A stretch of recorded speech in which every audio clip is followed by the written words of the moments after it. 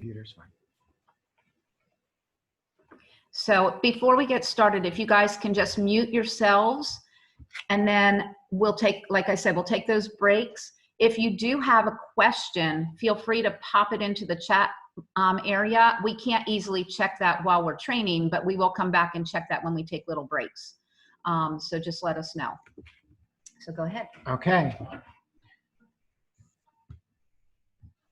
We are pretty big on disclaimers now. And so we have the first 3 slides are basically telling you what you can and cannot say. Since the COVID-19 hit, the government's been clamping down on marketing companies based on claims that some people have been making. So it's not just what the company says.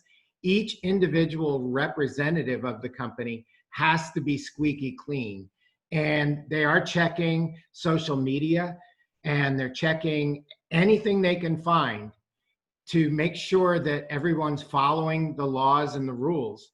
And so what we want to say up front before we actually hit the slides is don't make any claims that are false, misleading, whether it's health related, whether it's income related. You don't want to talk about the money that you're making. You don't want to talk about the cures, anything like that. Anytime we cover products, we do the FDA disclaimer. And this basically this page covers all of it. So make sure on social media and make sure in person, you're not going around saying all these wild things that marketamericashop.com can do, because the government is clamping down, and we are a very conservative company with a very conservative legal department, and they check social media, and they'll basically contact you if any of your posts are questionable. And I have some details on all of these later in the presentation. So, you know, there's no FDA approved treatment, prevention, or vaccine for COVID. So don't say there is, don't say our products cure, and certainly don't say that our unfranchised business can be a replacement. Whether you think it is or not, don't say it. And then this is the income disclaimer that we always have in our presentation. It's basically saying that this is not a get-rich-quick scheme. This is not, you're not going to get wealthy, you're not going to make money unless you work, because this is a business, and business requires effort. And nobody is promising you that you're going to make money without doing anything.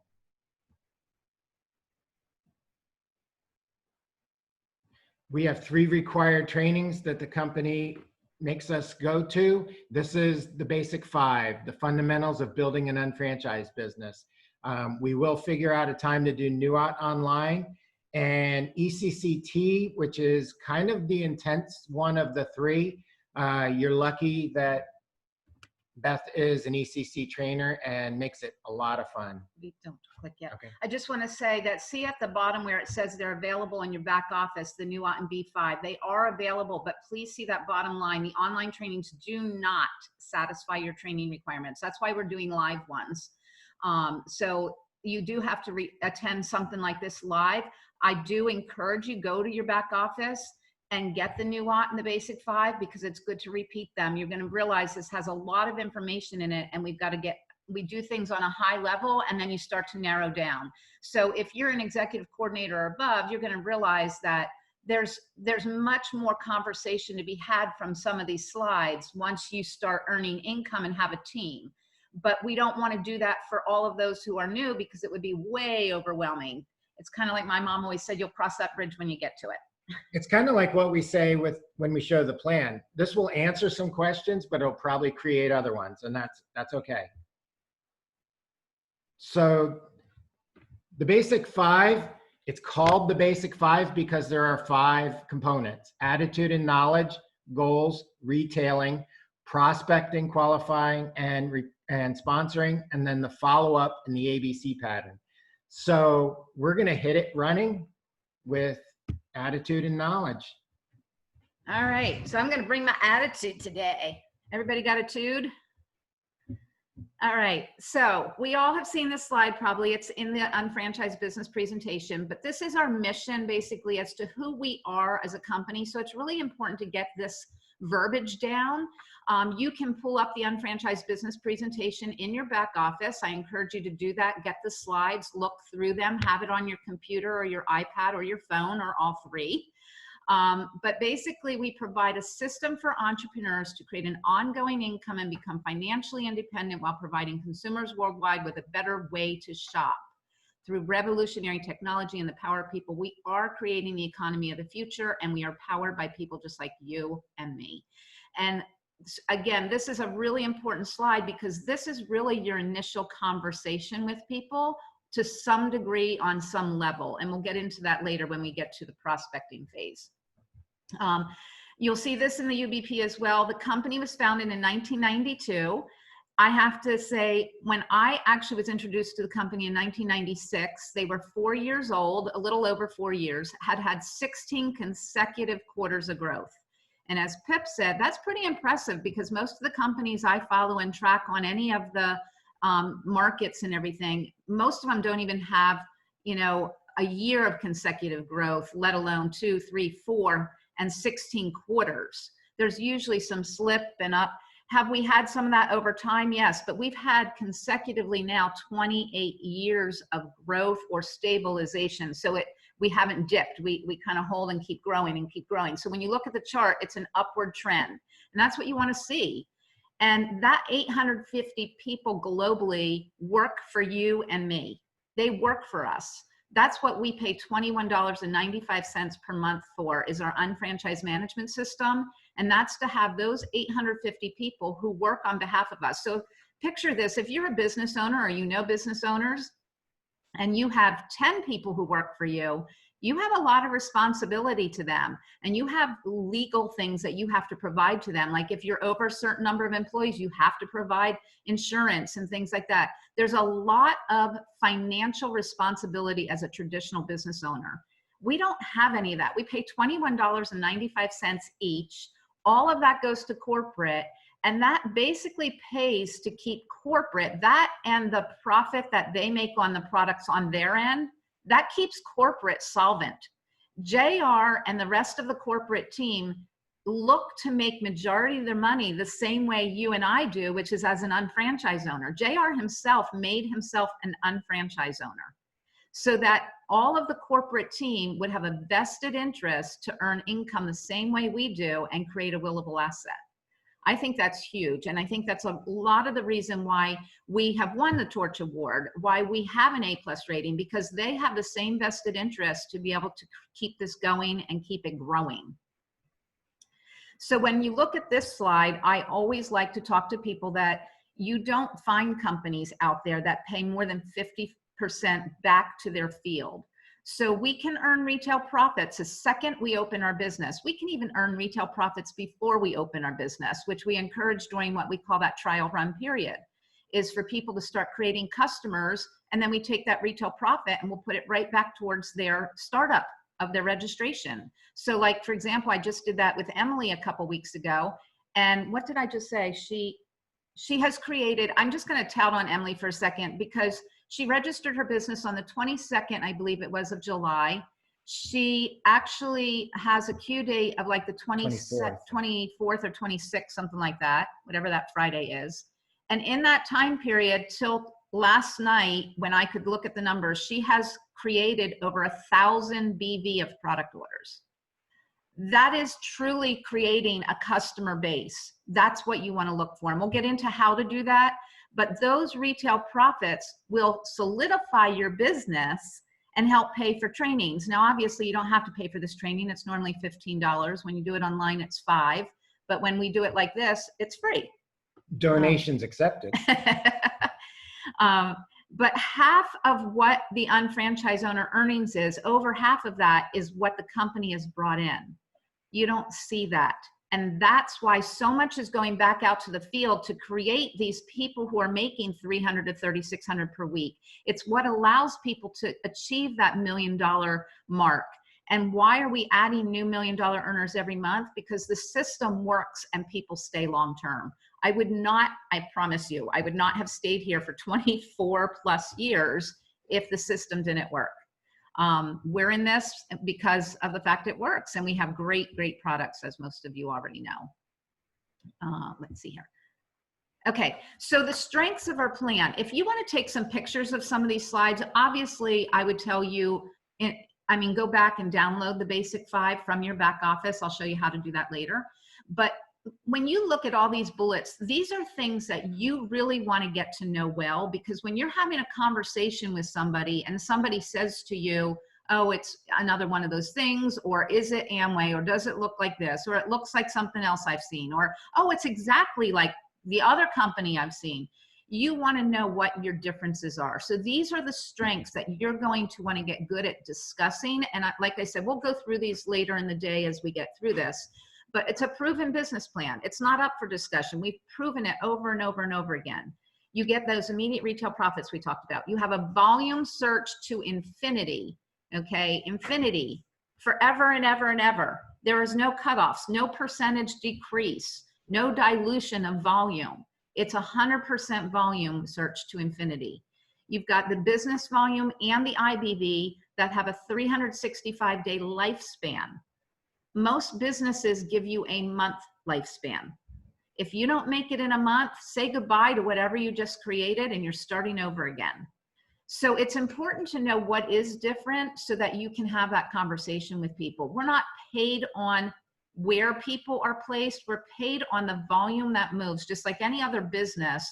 If I open a traditional store, a dollar store, and I don't move anything out the door, I make no money, but I still have to pay rent. I still have to pay to have those products on the shelves. We don't have to do that. We're a drop ship program. You don't have to carry inventory. And the commissions are calculated, and I have to move this because I can't see my slides. Let me move this over here. Okay, commissions are calculated weekly, and that's a W-E-E, not W-E-A. It's weekly, so that every week they're going to search to see if you have earned that commission check. And if not, the commissions, the BV and IBV stay there. They stay in your bank accounts. They're waiting for you to get your business going to get paid on them. Now, they only have that 365-day lifespan, but that's why we want to get people's businesses up and running within a year if at all possible. And you can own multiple businesses, so you're not limited to 3,600 per week. You're just limited to 3,600 per week per business center. So if you want to make more than that, all you have to do is open another business center.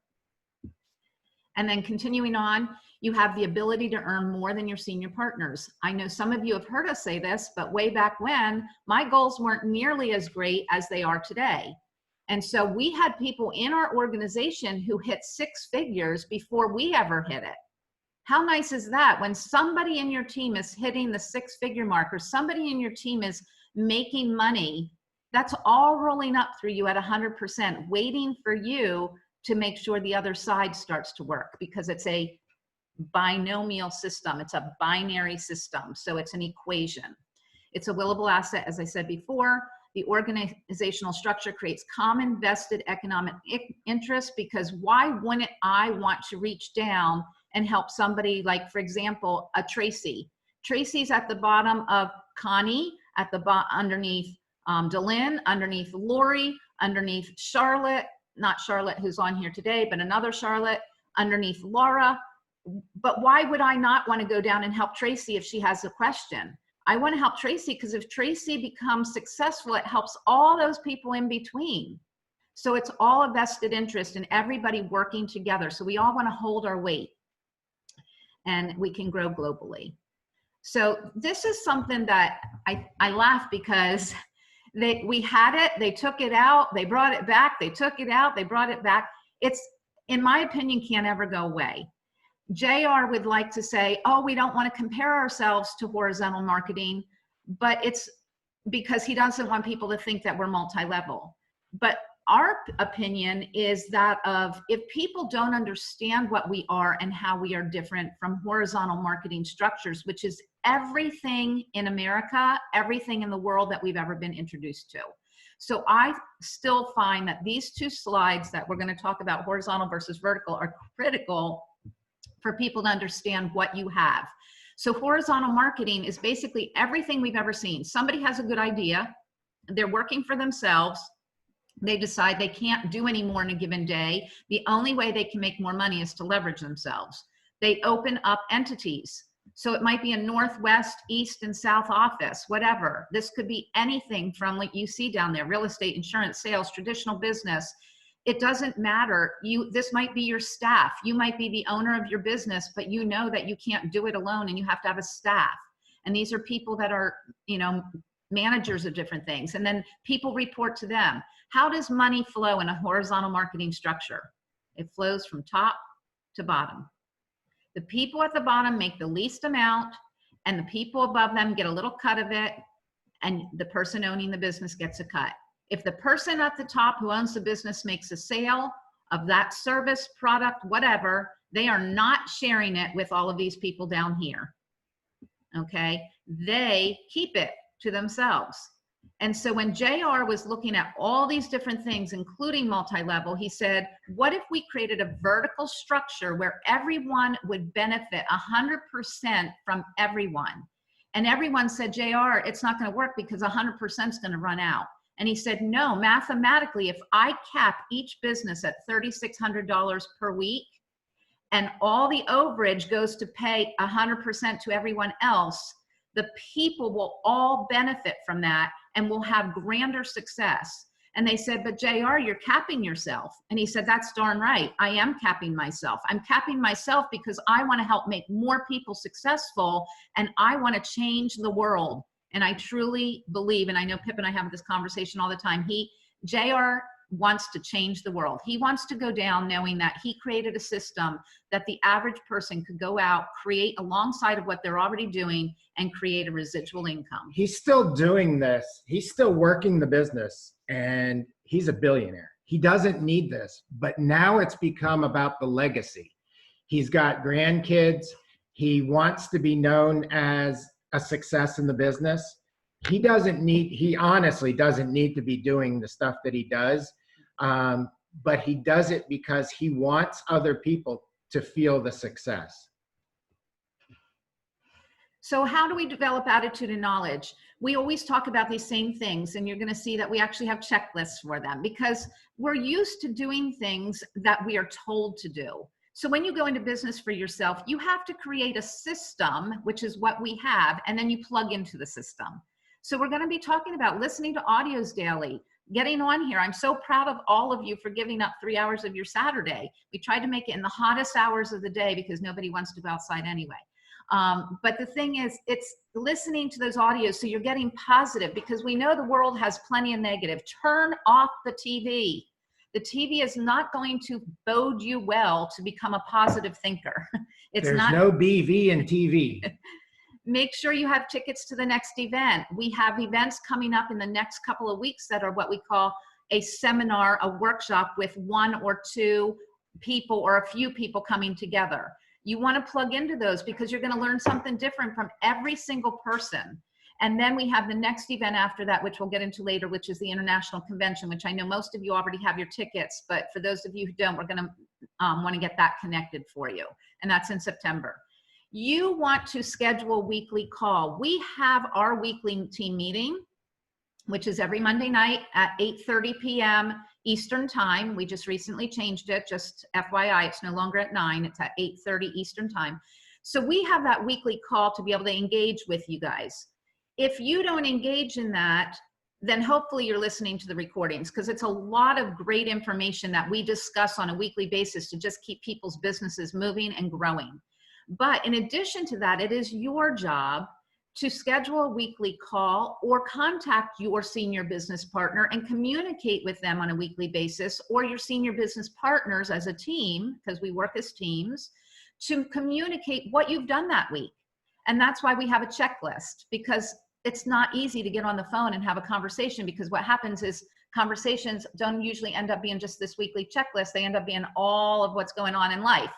And no one can take the time to spend talking to 20 people every single week. So that's why we leverage our time in groups and then leverage it with checklists. So we'll go over that in a bit. Participate in all the conference calls, web. Here's the thing. This company is not at a loss for offering free information. You can get free information any night of the week, any day of the week. Jump on Facebook Live. There's always somebody doing something. And people go, there's so much information. Would you rather have that you have a company that provides you no training?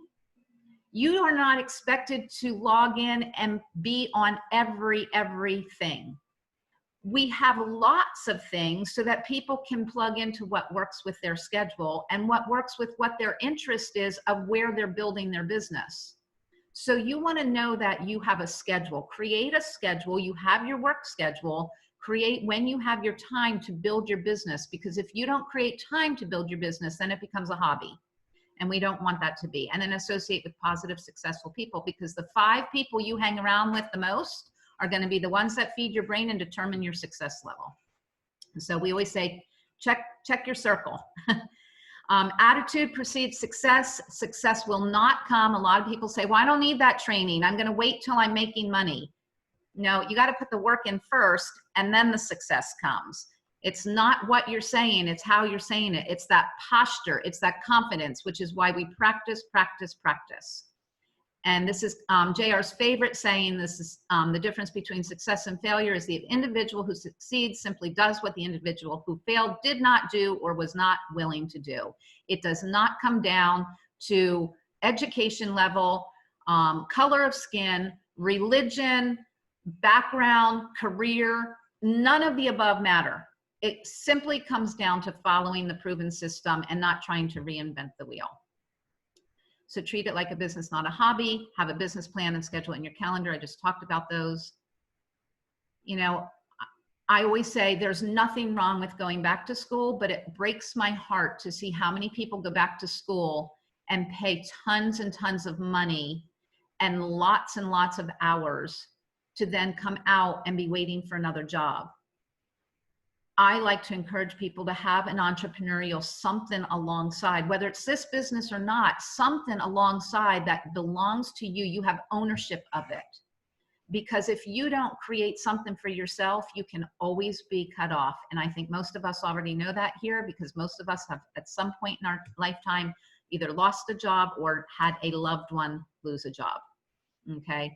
And if you don't have a backup plan to what you're doing traditionally, and things hit, whether it be health or something in our life like we're dealing with, if we don't have backup plans, then we don't have something that can continue to grow. So it's really important to have another income stream. And then once you have that, then you can get into some investing as well. So I just think that this is, I know you guys know that, but I don't know that there's a better business out there, honestly. So when you look at traditional businesses versus this business is $429.95 for the Fast Start Kit. That gets you tons of stuff. And you're looking at these numbers of here of what it takes to start businesses. And this is why it breaks my heart to see people go back to school, because if they go back to school, they're also spending money on schooling. It's a lot of money. And I know some of you are traditional business owners here. It's a lot of money to run a business. That's a lot of risk. And then, you know, 1 out of 5 businesses fail or succeeds, 4 fail. So there's a lot of people who put a lot of money in to then lose it. So when people come and say, well, am I going to make money? I don't know. I don't know if you're going to work. I don't know if you're going to do the, you know, required activities that create success. But I do know this. I don't know anywhere else that you can go and get as much free education and pay $429.95 for a Fast Start Kit, and do a trial run prior to the Fast Start Kit to see if it's working for you before you even register somebody's business. So again, there's a lot of options out there, but they all cost a lot of money. And understanding the whole Robert Kiyosaki cash flow quadrant system of linear income versus ongoing income, most people are trading time for money in some way, shape, or form. And so this is all about leveraging and growing exponentially. And when you see JR's formula here in a minute, it's all about exponential growth. It's all about that. Remember exponents? You know, if you square something, if you cube something, it grows faster. That's what this is all about. It's not about linear income. And so it's about creating a lifestyle that you have created because you now have true wealth instead of having to go off to a job or a business that you have to run every day. So the best way to predict your future is to create it. Here's the formula. JR loves this formula. I'm so glad they brought it back because it was around in my beginning days and then it disappeared. And I think this is it. I know it's confusing, but really it's not. It's quality time, result producing activities. Don't waste time on non-result producing activities. It will not move your business forward. It's easy to do. We've all done it, but quality time, result producing activities, and we'll go over what those are. That creates duplicatable growth, because if you start doing non-result producing activities, you can't expect your team to then duplicate the right thing. People are going to do what you do. It's monkey see, monkey do. Okay. And then that duplicatable growth leads to the BV and IBVs increasing, which then leads to the income. So you want to spend time with the people who are doing the result producing activities. There's always people in the system who are not doing result producing activities, and you have to learn how to balance that. And that's something as you grow your business. Like I said, when you get to executive coordinator level, there's just strategies that you have to learn to be able to maneuver through that. So what are the result producing activities? Use and sell the products. We talked about that. So that's really, I mean, that's number one, because if there's no products moving, there is no business volume. There is no IBB, there's no nothing. So we have to use and sell the products. You want to create a customer base for cash flow. That's retail profit to you. You want to attend trainings and sell tickets. That's your education. So making sure you have a ticket always to the next event, committing it, putting it in your calendar. Use and promote the shopping annuity. We'll get into that in a minute. Share the business. If you're not sharing the business, you're never going to be able to create duplication or leverage, which is what this business is all about, to create ongoing leveraged income, okay? And sharing the business means not just to, it says personally sponsored to and help them activate. It's really about leading to more people and leading to more people to grow a team to whatever your level of desire is for your income level. And so that comes down to you. We don't know what that is, but that's how we create action plans, is based on what you want. So we have this global meeting, training, and seminar system. The company loves acronyms, so get used to that. It's the GMTSS, and it is a system of all the meetings, all the seminars, all the events that help all of us learn so that we have a standardized system, just like a franchise, and effective training. And so the first thing that you want to do, and I'm sure all of you have heard this, is create a names list or a contact list or a database. I don't care what you call it. It's a list of people that you are not going to prejudge, and we're going to go into detail about this. But then you're going to approach those people. Please don't approach people until you've discussed this with your senior business partner or partners to make sure you have quality approaches. Because if you approach people and you don't know what words to stay away from, you could very easily shut down your entire names list. And we don't want that to happen. So you want to learn good quality approaches, good quality words to use, phrases to use, and then see that two-on-one. Please, please, please don't do anything alone. We always want to do things as teams, because whoever you're working with is going to bring more posture to that meeting when you're two-on-one than you doing something alone. And then that leads to home events, or today, Zoom events. And that leads then into, it says webinar, but like an unfranchised business presentation. And that unfranchised business presentation is where you now have more people. So when you get on an unfranchised business presentation on a Tuesday night or a Thursday night with either the team of Southeast region or your region, and then Thursday night with corporate team, people can see there's other people there. There might be 20 people there. There might be 50 people there. There might be 200 people there. But they're seeing there's other people and they're not in this alone. We used to do this in a hotel. And when we did it in a hotel, people got to meet people. So it's important. I can't even express how important this meeting after the meeting is now. We used to be able to get done with the meeting and go introduce somebody to somebody else, to have that short little conversation to make them feel a little bit more connected. We can't do that when we're online. So it's really, really super important, you guys, to set up when you get somebody on any kind of business presentation. For example, I'm going to give the example, Joan's on here today as a guest with Stacia. Excuse me. So we've already talked about it, and Stacia already knows that Joan is going to need a meeting after this meeting. This is going to be a lot of information for somebody who's evaluating. So we want to then have the meeting after the meeting to break it down and find out what resonates with you, Joan, to figure out whether we move to the next step, or you're not interested, or you might know somebody to refer her to. It's all about just moving to the next step, whatever the next step happens to be. So this is just showing you from unfranchised business presentations, we're going to go to what we call local seminars, which is what we have coming up in the next couple weeks across the country. Is a lot of different seminars. With Zoom, we can jump on any one. I mean, we always encourage people stay within your local area, but I could tell you there's seminars going on in other parts of the country that I have never been able to hear those trainers. I'm going to jump on those.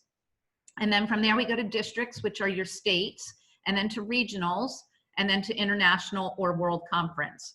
And so we'll go over these in detail a little bit more. And then in between, you have general business trainings. Like Pip said, these are 3 required trainings. We're doing basic 5 today. And then you have university specific and product trainings. But instead of doing full product trainings, what we're doing right now is every Thursday night trying to have some kind of product training with a health professional. These are free, you guys. I can't even tell you, the business just became amazingly simple with Zoom and simple with no cost. It's kind of crazy, but we've come out of this with a lot of good positive things. So that meeting after the meeting, make sure you leverage your teammates to help you schedule that follow-up appointment and move to the next step, whatever the next step is for that person. So when we sell tickets, when would we do that? We want to do it after showing the plan, because you want to get the ticket in the hand of somebody when they're most excited. Because what happens is we go away and we get caught in life, and then all of a sudden it's like it's further and further away. But if that person really wanted it, like if somebody didn't sell me a ticket when I was at my highest point of interest, I could tell you with 2 little kids, a husband that worked in 3 hours, 2.5, 3 hours away, and lived in an apartment Monday through Saturday, there's no way if I didn't have that ticket burning a hole in my pocket that I would have made my way to convention in North Carolina that year on the same weekend that we closed on our property. So we closed on our property on Friday, but because I had that ticket, Pip was like, are you sure you want to go all the way to North Carolina? I was like, I have a ticket. I bought a ticket. So make sure you move the ticket, because that is the commitment. And you really do not want to work with people who don't commit to the next training, because if not, you're going to have to do a lot of work on your own. And the tickets, the events, leverage your time. Look at how many people are here today. We are leveraging everyone's time. This is a beautiful thing. And so when we do this next basic 5, probably in like September, October, I could tell you, I'm not going to be training it. I'm going to train a piece of it. Pip will train a piece of it, but there's going to be other people on here. So get ready, you guys. You know who you are. You're going to be training. Okay. And so always be moving the tickets. Promote the next local, district, or regional, and sell tickets. International convention. I just want to say this, September 11th to the 13th. This is going to be absolutely amazing. You guys, we don't have to travel anywhere. Right now, the convention would have been going on this weekend in Greensboro, North Carolina. We all would have had to make a commitment of a ticket. We all would have had to make a commitment of traveling there, an extra day on the front end and back end. We all would have had to have a hotel or Airbnb stay. We all would have had having to eat out and pay for those fees. You're able to do this from the comfort of your home, or some of you are getting together in small groups, which is really cool. But you're able to do this from the comfort of your home, or honestly, if you want to sit on the beach and watch it on your phone, you can. Find a good quality environment where you can pay attention. Tracy's laughing. She's going to the beach. You know, find a place to pay attention, but don't miss out on this opportunity. And here's the thing, we have so much time for all of us to get more people there to evaluate this business and see what it really is, much bigger than just the few of us here today. And then you have your Getting Started Guide. The Getting Started Guide can be printed out. It comes in the initial packet. So here it is printed out. It comes in the initial packet when someone registers their business. And that Getting Started Guide is the Cliff Notes to the business. And you should be going through that immediately. So like right now, Emily and I just started working through the Getting Started Guide last week. And I have scheduled another meeting with her for next week to go to the next step and the next step. The only reason this does not get done is because somebody drops the ball. And if somebody drops the ball, you can say goodbye to duplication. This is your duplication. It's got everything in it. It's the cliff notes to the business. It's got every detail of what we have to connect the dots with. And then you might have to go get the details elsewhere, but it's got the details of all the connect the dots. So I want to really encourage you to go back and revisit your Getting Started Guide. And again, the very first thing it says is commit to following this 12-month proven business plan. Why is that? Because it's going to take at least 12 months to be able to be good at something, okay? You can't expect to be good at something that you've never learned before in 2 months or 3 months. It takes time. And then for some people, honestly, including myself, after the first 12 months, I thought I had it down. I thought I was cool. And then I sat at the same level for a while because I thought I had it down. You need to continue to repeat the same things over and over again. And if you keep repeating the same things over and over again that are in the Getting Started Guide, you will succeed and achieve your goals. Within the system, there is the Master Unfranchise Owner Program. I want to encourage all of you, again, we said today's a high level. We don't have time to go over this, but these are the kinds of things we discuss on the Monday night calls, on our team calls. And the reason we do is because Master Unfranchise Owner shows that you are doing the steps. It's kind of like, I don't want to say a report card, because who likes a report card? But the only people that like report cards are people with straight A's. It's kind of just a checklist of this is what I have to do to succeed. And if you're checking things off in this, if you don't meet it one quarter, we did not meet it last quarter, but we've met it the last 6 quarters before that. But so it's not like we meet it every quarter, but we strive to meet it every quarter. So download this in your back office and get the information, and then we'll discuss it further on Monday night's calls. I'm not going to go through the details here just for time because there's other things we want to get to on more of a training here. But it is in your back office under the reports, and it runs on a calendar quarter for everyone. It's not on a Q date quarter, which if you don't know what a Q date quarter is yet, don't worry about it. You'll learn that in new Unfranchise Owner training, but it is on calendar quarters, okay? I'm not gonna go through all those details. So the shopping annuity is part of the Master Unfranchise Owner program. This slide is in the Unfranchised Business presentation, and it's all about converting people's spending and getting paid for it.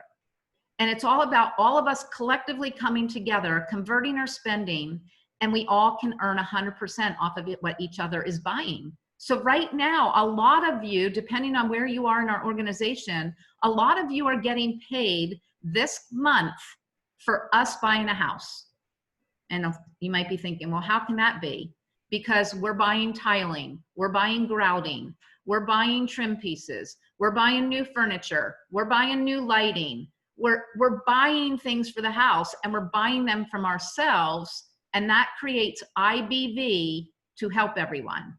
But keep in mind, BV, our branded products, are the cake. They are the foundation.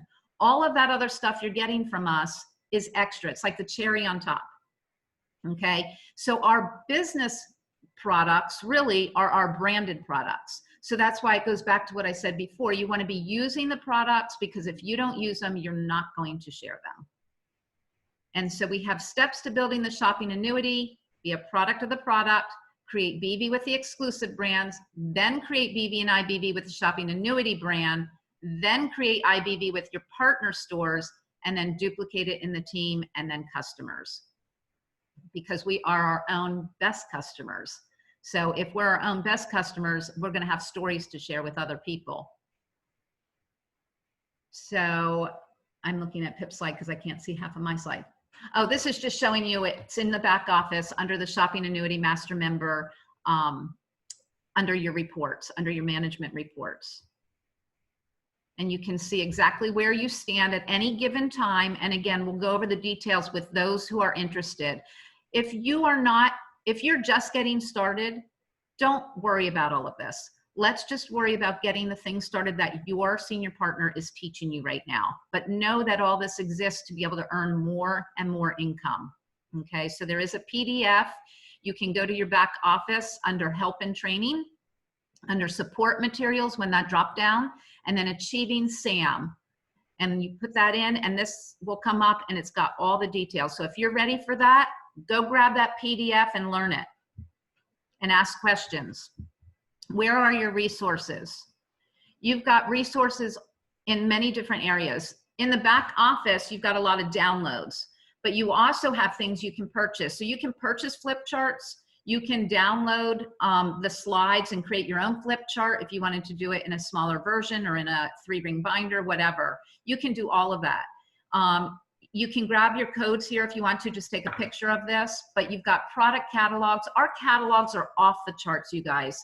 I know we're an online business, but people still like to page through a chart, a catalog. Excuse me.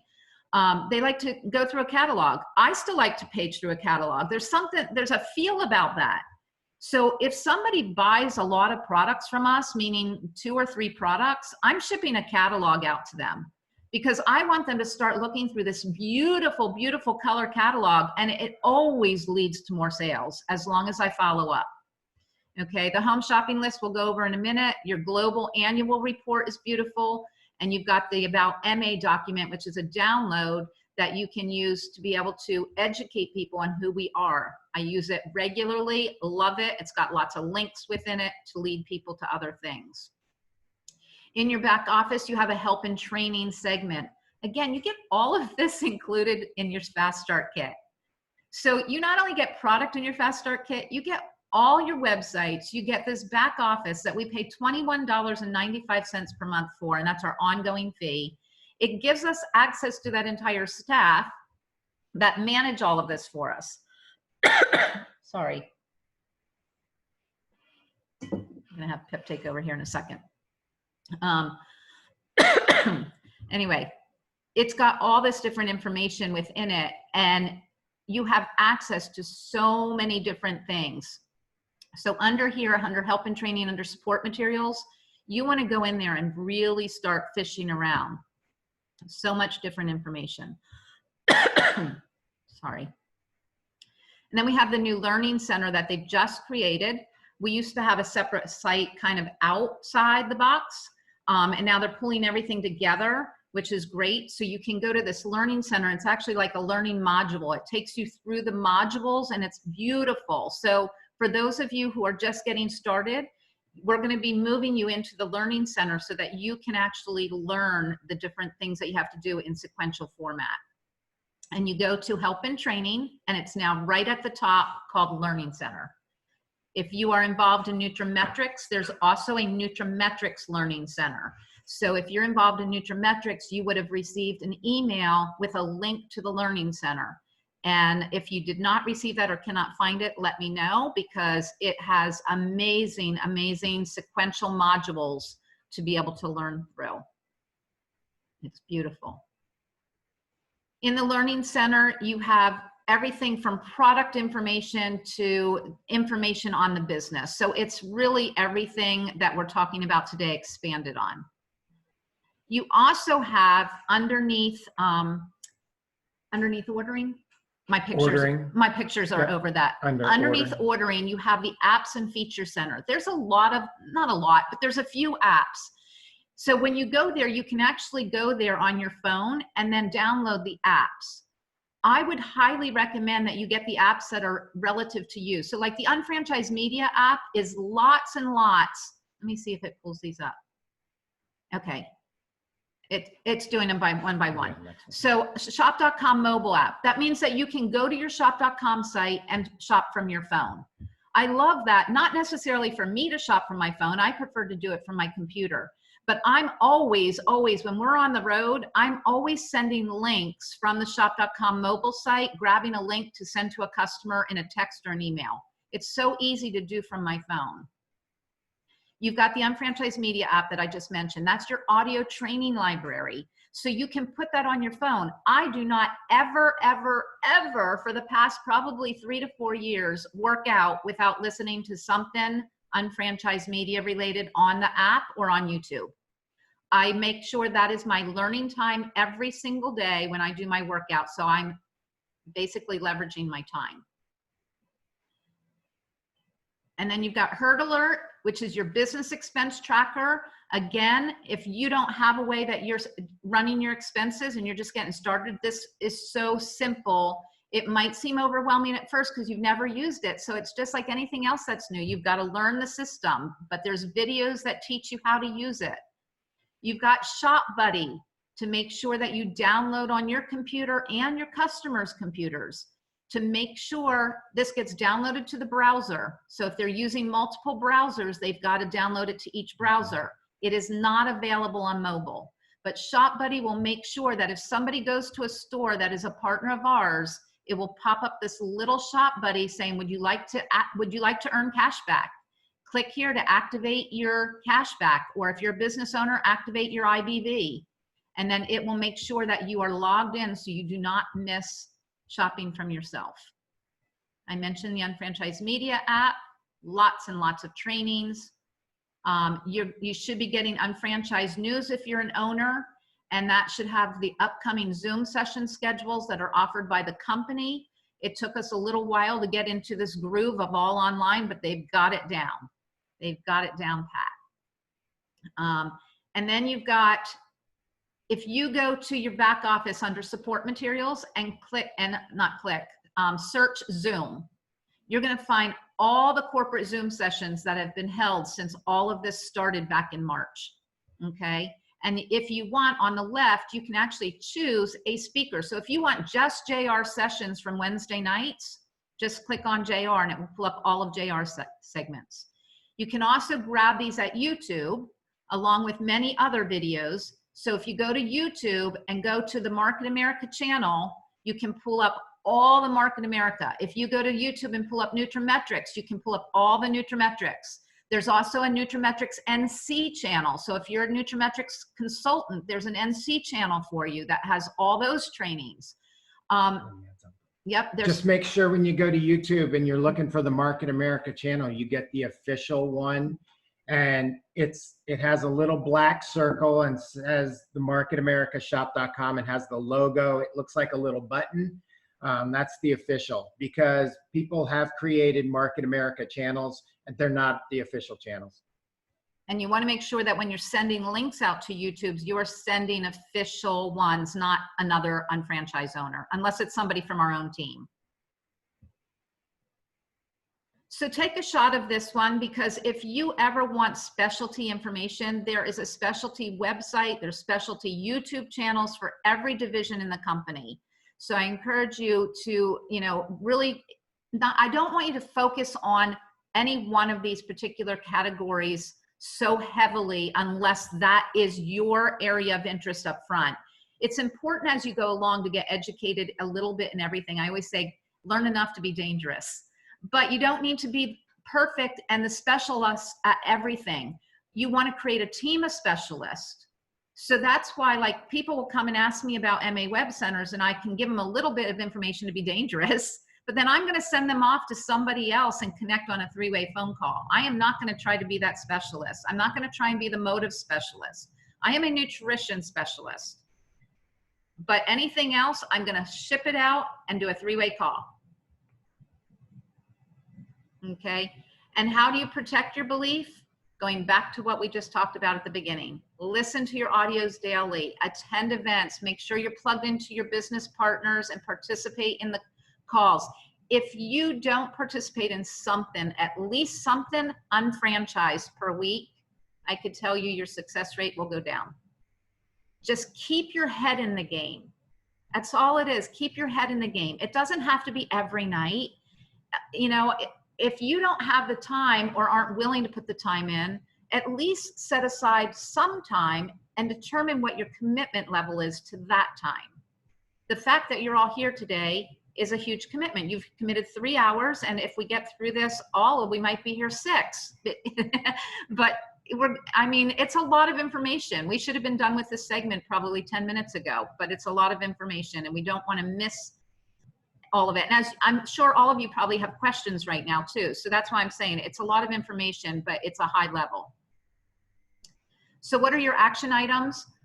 Ask your senior business partner for the checklist, because these are on a checklist. So all we do is we print out this checklist, and I print out 52 a year, put them in a 3-ring binder, and every week I pull out one checklist and I attach it to my clipboard. That's how I work. And I check each day who I'm talking to track everything. And then at the end of the week, I put it back into my 3-ring binder so I can go back to it. It's organized. And then I can go back and go, who do I still need to follow up with? Who am I missing? Oh my gosh, I lost track of somebody. Oh my gosh, I didn't listen to, that audio that I wanted to listen to last week with, because there things come up. So make sure you have a system that you put together, just like you would if you own a multi-million-dollar business that you paid for, because you do own a multi-million-dollar business. You just didn't pay that for it. And so I want to encourage you to treat it like that. And then we're going to head into goals. Yep. Go for it. You've got 10 minutes. No, I'm kidding. Yeah. Now I have to make up for all the time she took. That's all right. I can do it. This is actually my favorite segment, goals, because this is actually what I did in corporate as well. So it kind of flows with me, and it's really important. People without goals have no destination. Basically, think of it as GPS. If you're going to go somewhere on a vacation, you don't just get in your car and go. You plan, you look online, you book reservations in advance. You have a goal. You want to go from, let's say we're in Florida, you want to go to San Francisco. I don't know why you would want to go there, but let's say we're going to San Francisco. You're going to create a goal that you're going to be there on a certain day, and you're going to do certain things. You're going to look up on the internet. You want to go to Fisherman's Wharf. You want to go to Alcatraz. You want to do all these things. You want to go down Lombard Street. Those are goals. You don't just say, well, next week we're taking a vacation. I have no idea where I'm going. So the business is the same way. You start with the end in mind. Where do I want to be in a certain amount of time? And then you work backwards. It's very critical to start with a why. Why are you doing this? Why are you willing to put the time in? Why are you here on a Saturday committing 3 hours? Only you know that. For us, we're doing it for your benefit. But each one of you has your own personal why. And what you want to do, once you develop that why, once you know that why, you want to create emotional attachments to that why. And we'll go through that as we get going here. So inside the Getting Started guide, there's actually creating your why and writing it out and creating a goal statement. All of those things are critically important, because once you understand why you're doing this, you put it on paper in a goal statement. And what Market America teaches is read that goal statement at least twice a day. So this is my goal statement. It's typed out. It's a full page. I'm actually going to share parts of it so you can kind of get a feel for how we did ours. We write them in past tense. So you're writing it as if in the future, as if it already happened. So let me just read a portion of mine so you kind of get a feel for it. It's December 31st, 2020, and I'm looking back at the successful year, both personal and professional, that we just completed. First, we purchased a new home in Greater Jacksonville during the first quarter of the year. Beth and I are happy in our home. We love the view and how it feels just like home. In fact, we love cooking in the chef's kitchen, entertaining friends and family, and listening and watching concerts on our big screen TV with full stereo sound, just like we used to. It feels amazing to have no debt other than a mortgage on our home, which we plan to have paid off within 10 years. Our investment portfolio has continued to grow with another 15% increase. Bailey, who's our granddaughter, has a nice start to her 529 account, and Baby Black is about to have an account open for her. When I wrote this, I didn't know Holland's name, so we just went with Baby Black. It feels great to be able to contribute to our grandchildren's education fund. And I'm going to read down to the bottom and go through some things that we wanted to accomplish. But after moving away from Florida, I realized that we didn't take full advantage of beach time when we lived on the West Coast of Florida. However, since moving into our home on the East Coast, we're visiting the beach at least one time per month. We both enjoy sunset strolls at the beach, morning walks, and picnic lunches. One of the advantages of building this business is that time is ours. We can be on the beach when it's empty. Now, I shared that because that's an emotional attachment to me. We lived on the West Coast of Florida and we took the beach for granted. Then we moved to Georgia and there was no beach. And we realized how much we missed it. So in my goal statement, I put being on the beach in there because that's the emotional attachment for me to be able to keep going on days when it would be real easy not to watch videos, not to do something business related. But reading this consistently, that's what I want. And I want to keep going towards it.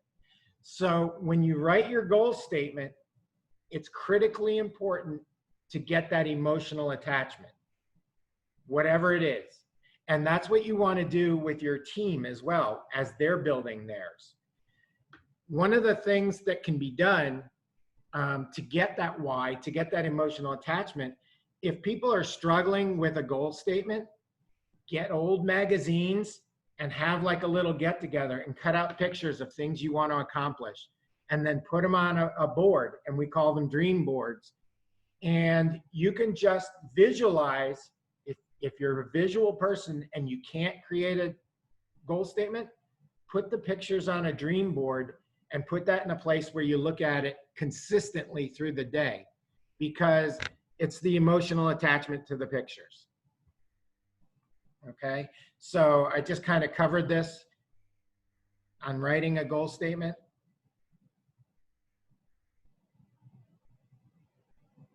Some of the things you might want to create for your initial goals, your initial business objectives, might be to create 10 to 15 customers.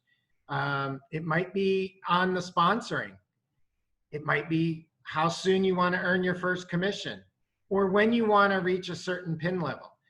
This is something, if you're brand new, you want to develop with your senior business partner, but you know, you want to have these steps so you know what you're working towards. And there we go. So one of the things, create a plan to achieve your 90-day goal of $300 a month. So if that's a goal to create that $300 per month, you want to break it down. Within a month, there's 12 weeks. Your income goal is $300 a month. That means you need group business volume of 1,200 on your left and 1,200 on your right within that month to get a $300 check. That means your team, if each person is developing 500 BV, you need 3 on the left and 3 on the right to at least have 1,200. Now, that doesn't necessarily mean that you're bringing those people into the business. It's just saying that people on your team, you need 3 and 3.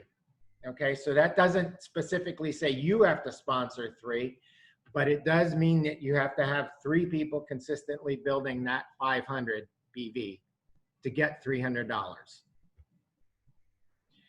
This is another way of looking at goals and looking at what you want.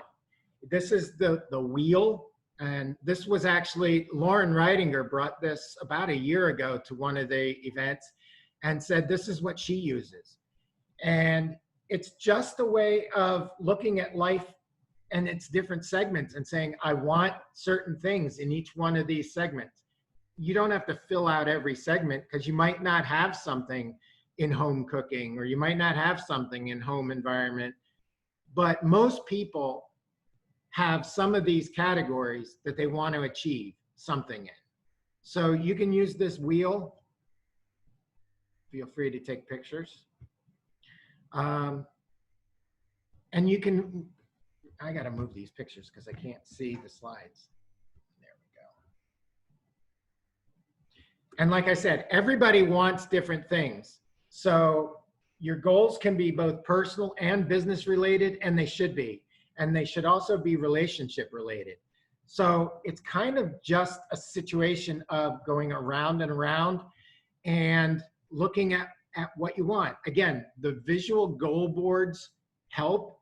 I did mention reading the goal statement a couple times per day. What we did a long time ago is we had a glass shower. We taped our goals to the glass shower so that every morning when we were in the shower, our goal statement was right in front of us. And I did that when I was actually in corporate because I didn't have as much time in the morning and it was a rush to get out the door to get to my job, but it was there every morning. So every morning there was an emotional attachment to what I was doing that day. And even though I was working in a corporate job, my mind switched from being an employee to being a business owner. I was spending more physical time at my job, but emotionally, I was a business owner fulfilling the duties of my job during the day. But emotionally, I was already here because I was being reminded of it every day. So I knew there was retirement in my future. When we started writing goals that had retirement, that was my emotional attachment. And it was all about that retirement date and getting to a certain income level to reach that retirement. This is another, I'll put this up close. This is another goal statement way. This is Beth. She created a goal card. It's very similar to the goal board, but she has these shapes and colors, and she has things written inside. The reason for that is during the day, when she sees a red circle somewhere or a green triangle, and it could just be on a TV commercial, it could be on a cup in a restaurant, it doesn't matter. Once she knows what's written inside each of these colors and the blocks, there's an emotional attachment for her to what's written in there. If she comes to a stop sign, even though it's an octagon, it's kind of circular, she can have an emotional attachment to what's written in red, and it's a reminder immediately every time she sees a stop sign. That's another way of creating the goal board and the visualization to get inside your head that emotion of why you're doing this. So there are 4 W's. There's a want, a why, a what, and a when. When you're creating goals, what do you want? Why do you want it? What does it take? And the when is the target date. Now, we used to teach a process called SMART goals, which were specific, measurable, attainable, realistic, and time-based. And that every goal had to have those 5 things, the acronym SMART. The time, like on here we have the when, the time is critically important. Even if you don't hit it, it's critically important to have a deadline. When I read my goal statement, I said we moved into a new house during the first quarter of 2020. We didn't. We're moving in technically during the 3rd quarter.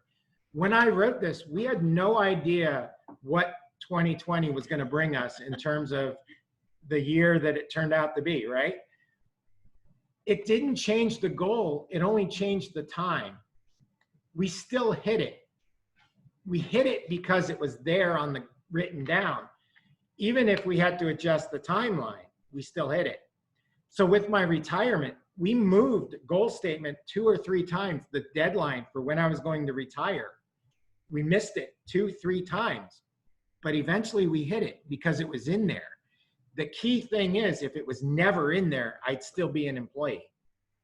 So that's why it starts with the why, the emotion, get it on paper, read it.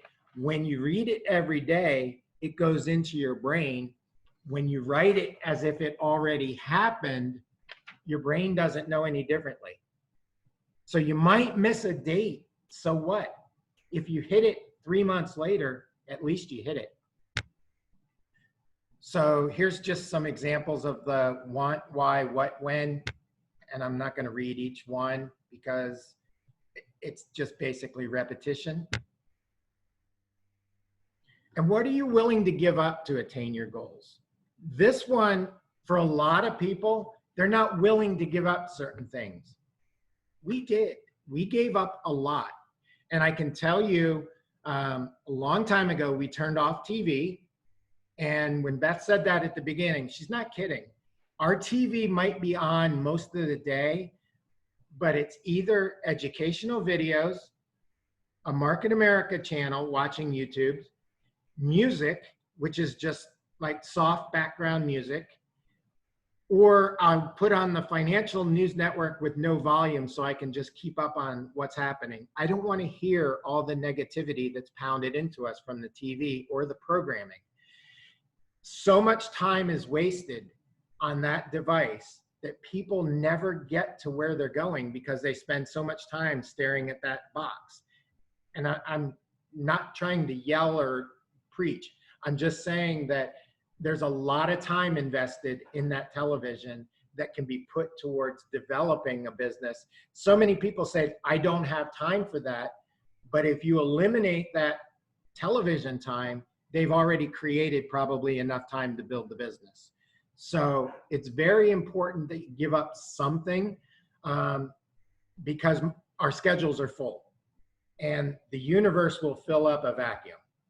So people say they don't have time for things. They're saying they don't have time for this. They're not making time for this. But if you want to be successful, then something has to go.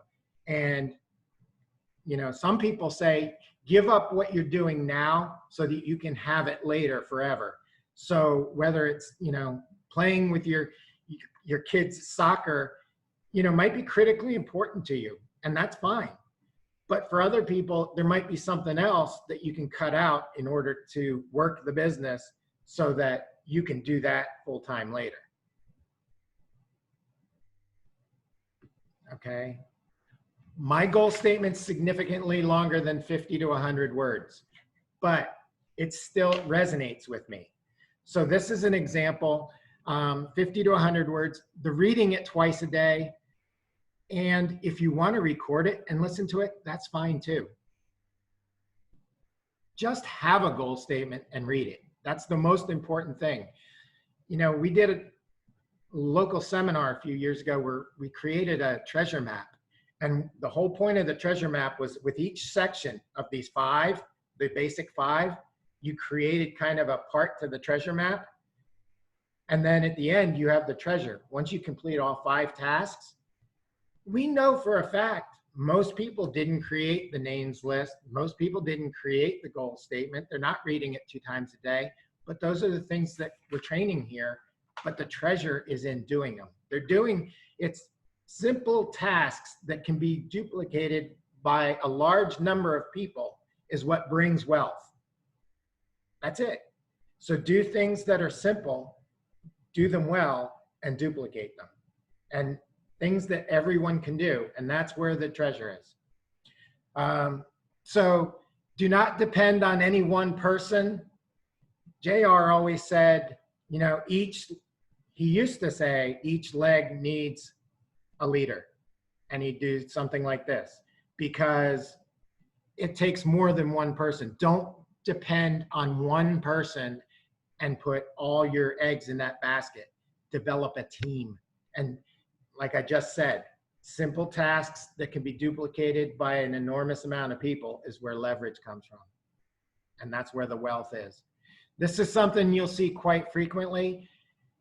It's basically looking at tasks and breaking it down. So if you do it every day, then you're going to hit the weekly goal. If you do it every week, you're going to hit the monthly goal. So if you're consistent and do what you need to do every day, then you'll do what you need to do every week.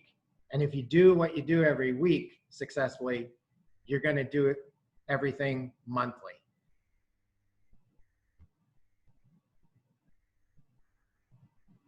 And then if you do everything monthly, you'll get to it annually. So that's just the stair step.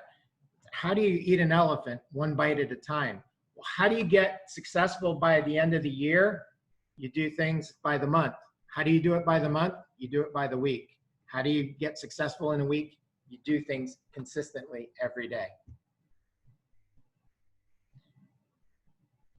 Already talked about measure, monitor, adjust, and control. If you miss a goal, adjust the date. Sometimes you have to adjust the plan, but if you start with a plan, you have something to adjust. If you don't have a plan to begin with, you have nothing to adjust, you're lost. Like where we go all the way back to the first slide, creating the plan for the vacation. That's all this is. And people spend more time creating their vacation plans than they do creating their life plans. And that's been proven. So most people don't write goals. They just don't. They're not taught to. It's not part of our innate development. I mean, we don't necessarily teach our kids when they're young to write goals. But to be successful in business, you have to have a business plan to go into the bank and say, this is what I intend to do to make money to pay you back for the loan that I'm asking for. So here we don't necessarily have to go and get a loan, but we still want to be successful. So we need a business plan.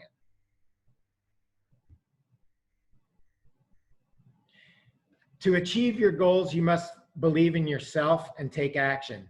This is really extremely critical because Beth and I spend a lot of time on belief and having people understand they're able to do this.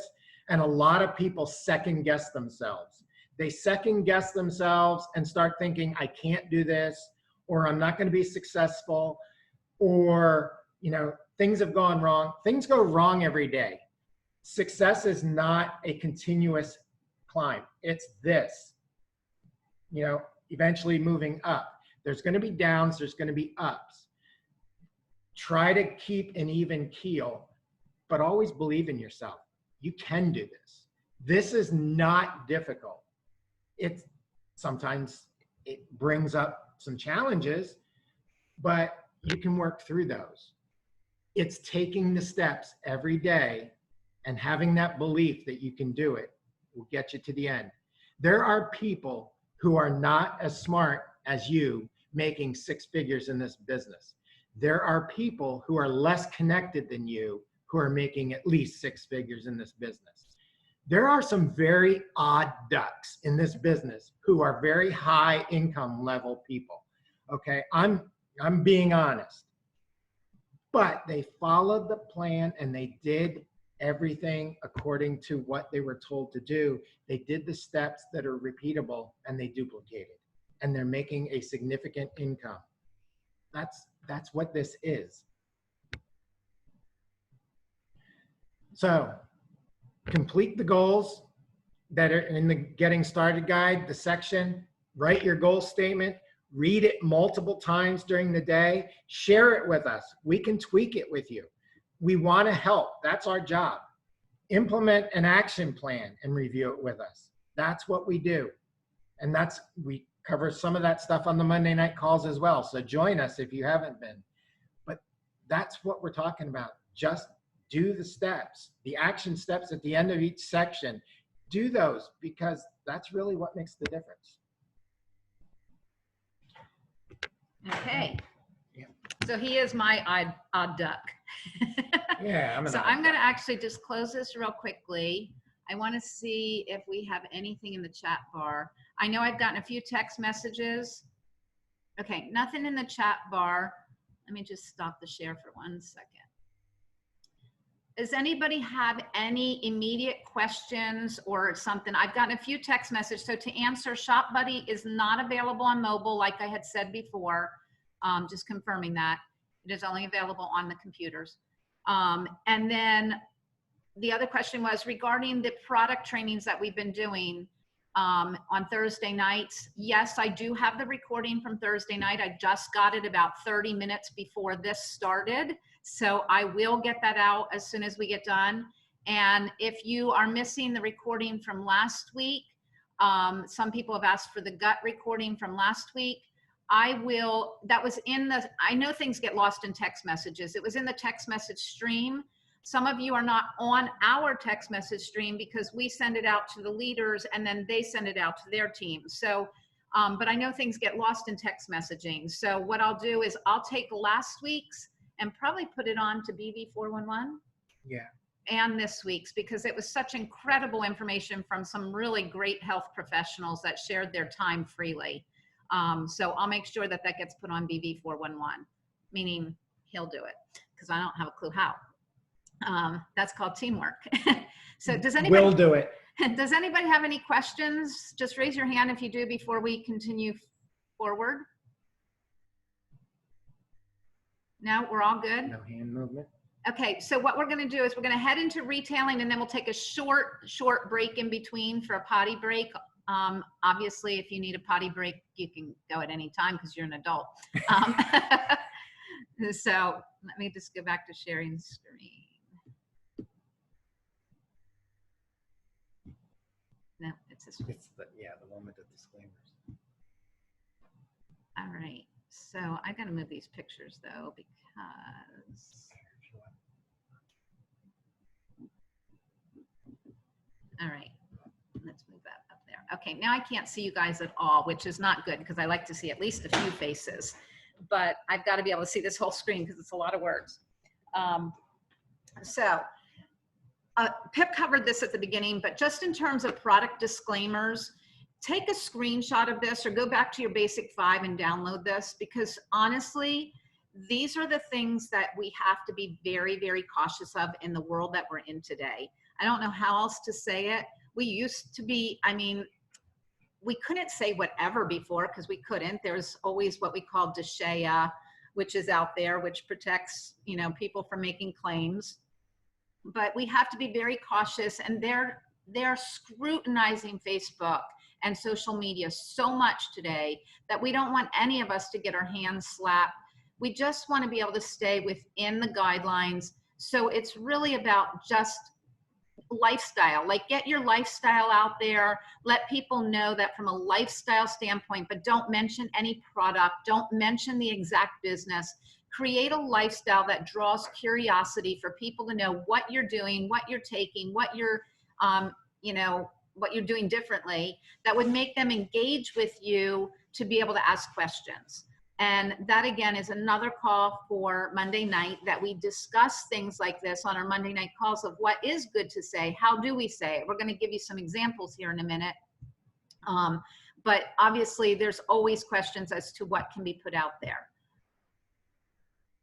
So I talked about retailing before, and I'm going to pull these pictures back up just so I could see some of you guys. So retail's really important because if we don't have retail going on, we do not have business, period.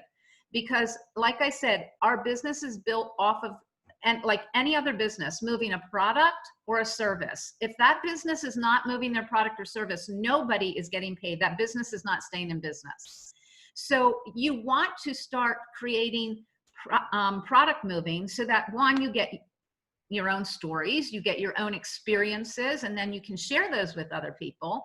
But it's really then going to create profit that helps to create and replace your expenses. So like right now, I always said when I started the business, I looked to see how much all of my trainings were going to cost in a year. This used to be $15. Then we had local seminars that were $30, which right now are $15 online.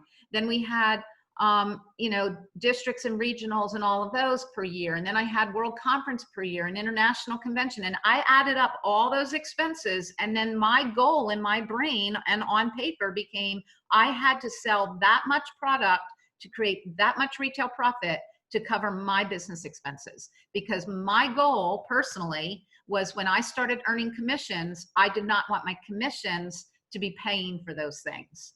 I wanted to cover my business expenses with my retail profits. And that's how I started going out.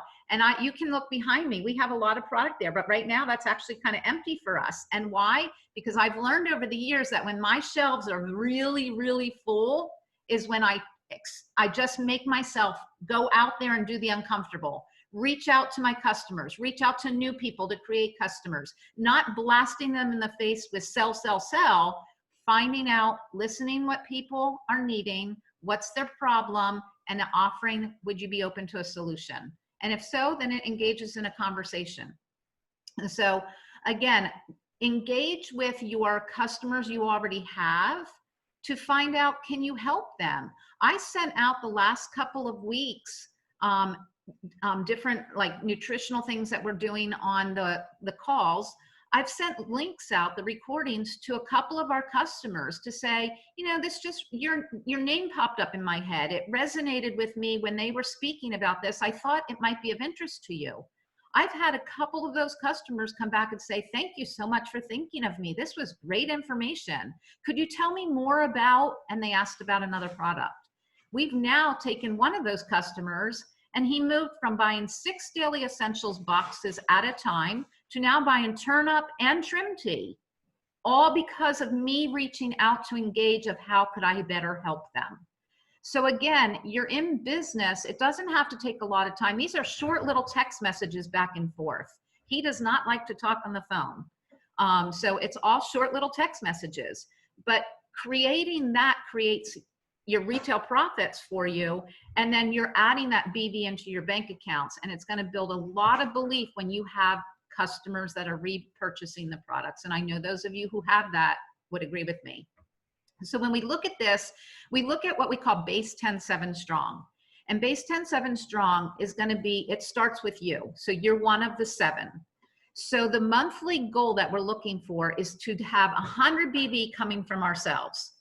Now, as you grow in the business, that should increase. I know those of you who have been around know that. It's very easy to use more than 100 BV per month for personal use. I mean, Pip and I probably use that in a couple of days. But that's a goal. It's a starting goal. So what else could you add? The home shopping list is going to help you figure out what are you using in your house now. And then the goal is to start creating that customer base of 400 BV repeat per month. So you're going to have some customers who buy from you and never buy again. I have a customer who buys from me fairly regularly, but he bought a TLS Jumpstart kit from me probably 3 months ago. Contacted me this week. I've reached out to him numerous times. He's never replied. Contacted me just the other night and said, hey, just wanted to let you know I haven't fallen off the deep end, but no, I have not started my Jumpstart. And with having a 2-year-old in the house, I had to put it up and now I don't even know where I put it up. And I wrote back with a laughing face and said, I'm pretty sure you should be able to find it. It's like the biggest blue box anywhere. Because back then it came in boxes. So again, 400 BV comes from 10 to 15 preferred customers ordering 40 BV per month. That's not a lot. That's like a daily essentials box. That's like a couple of items. It's not a lot of product. It's like one OPC. One OPC is 43.5 BV. If they're taking 3 doses between their family members or 3 doses per day themselves, which I have a lot of customers who do that, then that's a customer right there. So 10 to 15 customers, let's just look at 10. 10 times 40 is 400. 100 from our own selves, that's 500 per month. Okay, so now we've created 500 BV per month. This, I can't even get across to you guys how easy this is. Do not make this harder than it is, because now it's you plus 3 people left and 3 people right. And it could look, I mean, as you see here, it doesn't have to unfold perfectly. It never does. But if you duplicate that and you have Mark and Megan and Chris and all of these people over here, all with 10 customers doing 40 BV per month, that's 400 plus their own 100, that's 500 BV, 500 BV, 500 BV, which is gonna roll up into your left bank account per month, which is 1,500 BV. The same thing on the right. And when you have 1,500 BV rolling per month, you're earning a $300 check per month. Now, most of you are going to say, well, that's not going to change my world. I need $300 per day at minimum. Okay, I get that. But if we don't get to $300 per month, we're never getting to $300 per day. We all had to start there. And $300 per month, Pip and I just did the math last night. $300 per month coming in right now is like having $360,000 in the bank. So my question is, do you have $360,000 in the bank that you can draw 1% off of every month as an annuity? And if you do, how many other people do you know that have that? Because I know the statistics in America show us that the average people, 98% do not have it. And that's only 300. So if you want 600, you've got to double that. That's 720,000 in the bank. Do you have that? And if you do, how many people do you know who don't? So we have to really look at this from a number standpoint sometimes. So when you decide what you're going to retail, you're going to really, like I said earlier, just choose a product line. It doesn't have to be everything. If you look at our shelf back there, it's almost all nutritional with a little bit of skincare and cosmetics. Mostly everything we sell is nutrition. I might sell a little skincare here and there. I don't focus on it. It's not that I don't believe in it, I do, but it's not my focal point because I know what I'm good at. And that's what I've specialized in. And then you attend and get the training and you get the sales aids. They're all available for you at no extra cost or minimal cost.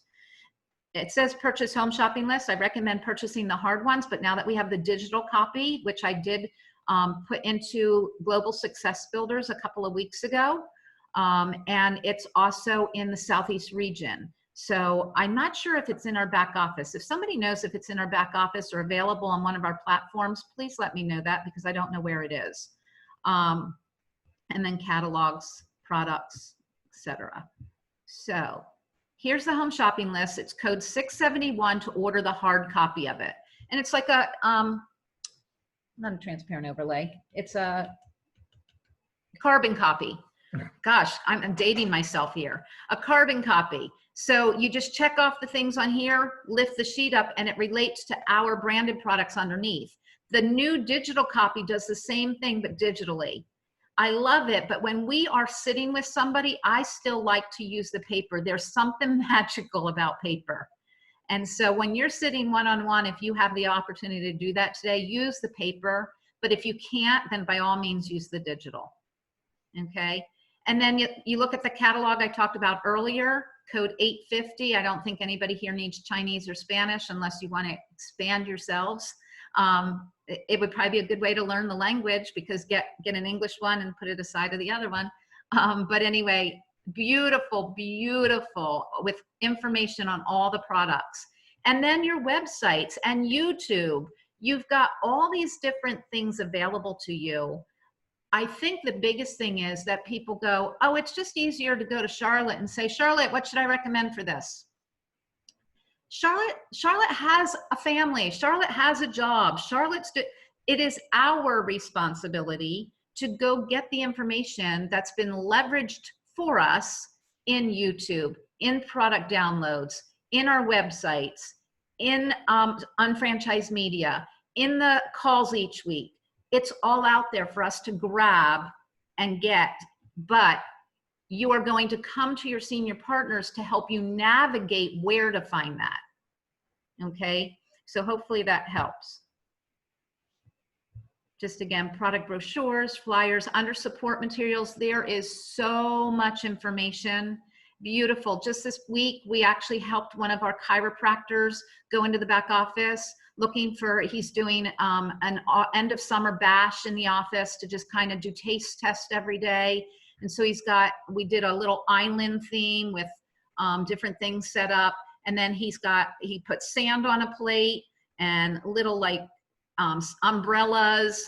And then we have little tiny taster tests, little cups, and that he's pouring daily essentials into. And he needed a flyer to put there. We had options of like 4 different flyers to choose from. We just chose one flyer that he liked, and I showed him all of this stuff in the back office.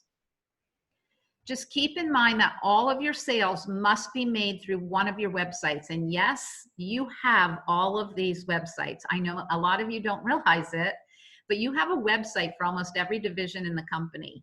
Whether you choose to use it or not is up to you, but only sales can be made face-to-face or on your website. So you cannot go to create a website of your own and have a checkout point there. You have to link. So like this chiropractor, for example, has his website for his office, has a drop down nutritional button. You click that on and it takes people to his Nutrimetrics site. That is where people then buy the product, whether it's in the office or and they're helping them navigate it, or he's sending them home with information on how to do it. We've created a sheet that tells them how to get there. And we may not sell any products on the internet through Amazon, eBay, eBid, Taobao, or any similar sites. It has to be through a shop.com Market America branded site, of which you get a lot of. And so here's the thing. Some people will say, well, I saw it on Amazon. Yes. The way we were able to get all these independent unfranchised owners off of these sites that were not doing it ethically was by Market America creating an online marketplace. So they created an online marketplace to capture those people who are still going to Amazon. We just got a sale from online marketplace yesterday, which I laugh because I'm going to call this customer. This is the third time this customer has gone to online marketplace. They're paying $5 more per bottle than if they just came to our site, but they just keep going back to Amazon. But the thing is, we do not sell off at Amazon. So when it comes to online marketplace, if it's your customer registered with you, Market America sends it back to that person they're registered with. If they're not registered with anyone, it goes out in a batting order to people who are actively engaged in their business and paying attention. When you share pages, like I said, from my phone, I like to share pages a lot. When you go to your shop.com page, or any page for that matter, any of your websites, you do not want to share from up here. See right here, this is your URL. That's the address bar. That is not what you want to share. That will not bring them to your site. You want to use one of the share buttons over here, or all the way at the bottom of each product page is a little infinity or a chain link that says link to this page. That is what you click on, and it will create a URL that goes to your site, to that page. And you click C, I'm sorry, is it Control C or Shift C to copy? Control C to copy it. And I just do it. It's like my fingers just do it. Control C to copy it. And then you can take it and paste it into an email. Okay, so make sure that no matter when you're getting product information out to people, you are always making sure you use the correct URL to bring them back to your page. I gotta move my pictures here. Sorry guys, I gotta move. Oh, it's just telling you what I just told you. The link in the address bar does not include details to bring them to your page. Okay, so good.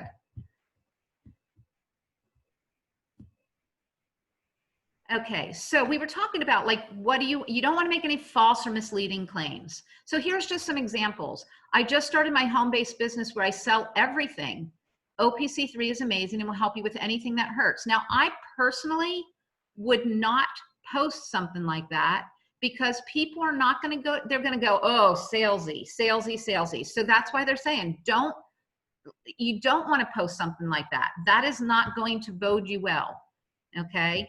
You want to go to stuff like this. Jill and I just opened our business. If you shop online, let us know so that we can show you how to save money. I'm so thankful for high quality supplements. I just love my new makeup. So you're not mentioning the brand. You're not putting it all out there. You're creating curiosity to raise the curiosity in someone to ask questions. So it all starts with us. Transfer your buying habits with your auto ship. Your auto ship comes every month. It starts in your third month. So those of you who have just started or just getting ready to start, it won't kick in until your third month. You can order anything manually at any time, but your actual auto ship kicks in the third month, and then it happens every month.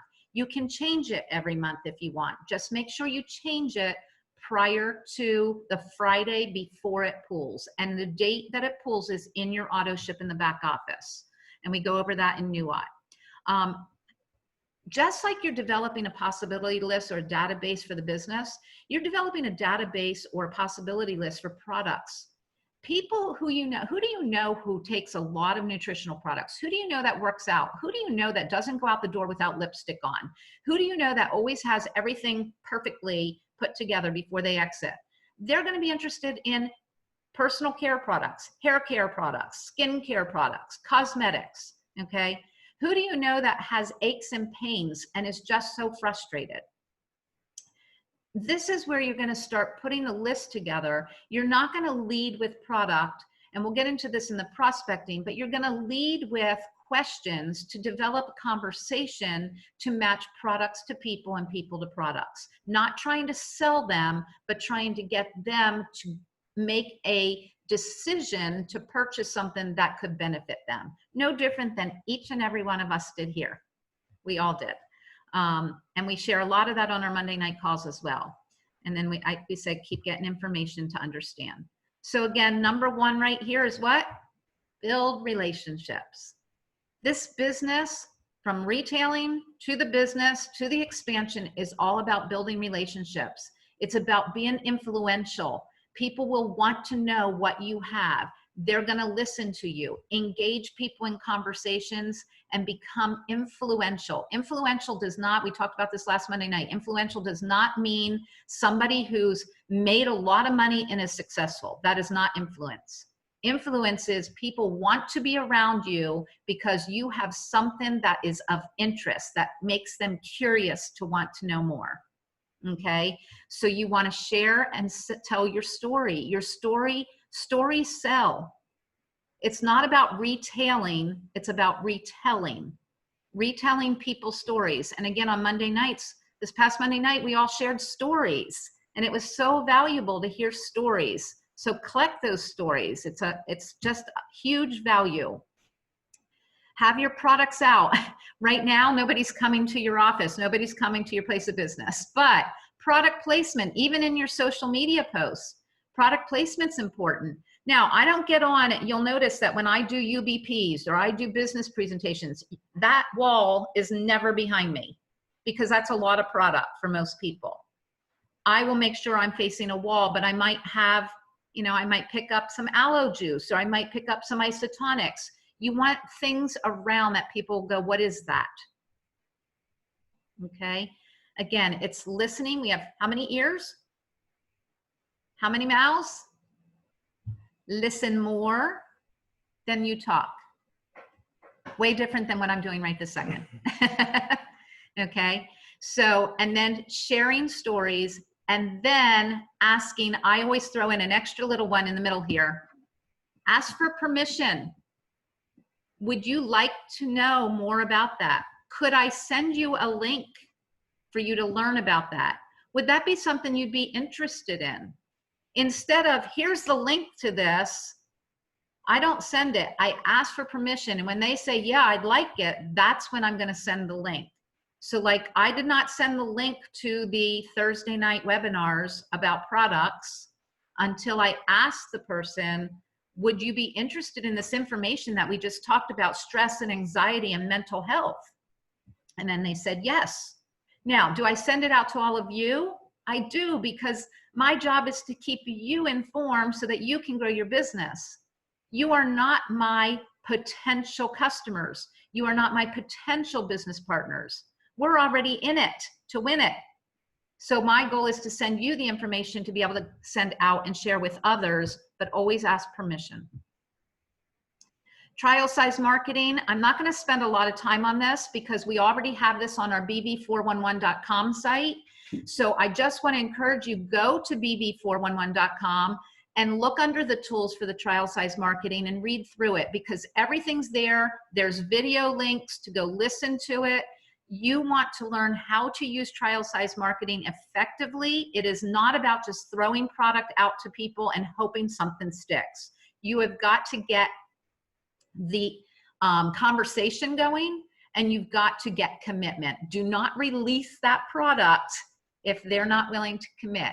If I feel any kind of, oozy woozy, I'm pulling back and saying, you know what, that's okay. Don't worry about it. And then they're like, no, I really want to try it. Or they back off. And then I didn't waste product. So again, I'm not going to go through all of these. I want you to go in and read it because you'll learn more about it. And it's not only in the back office, but it's also on BB411. So this is just telling you what to do, how to do it, and it's all in there. Every bit of this is in there. So home and online product presentations, they're important because why are we doing these? We're doing these every Thursday night with the product, okay? Because what do you get paid on? You get paid on retail profit and you get paid on BV. So therefore we want to create and help you create more customers, more potential business partners. I became a business partner because I fell in love with the product. I was not looking for a business. So we know that 50% or more people who join the business and open their business come from product.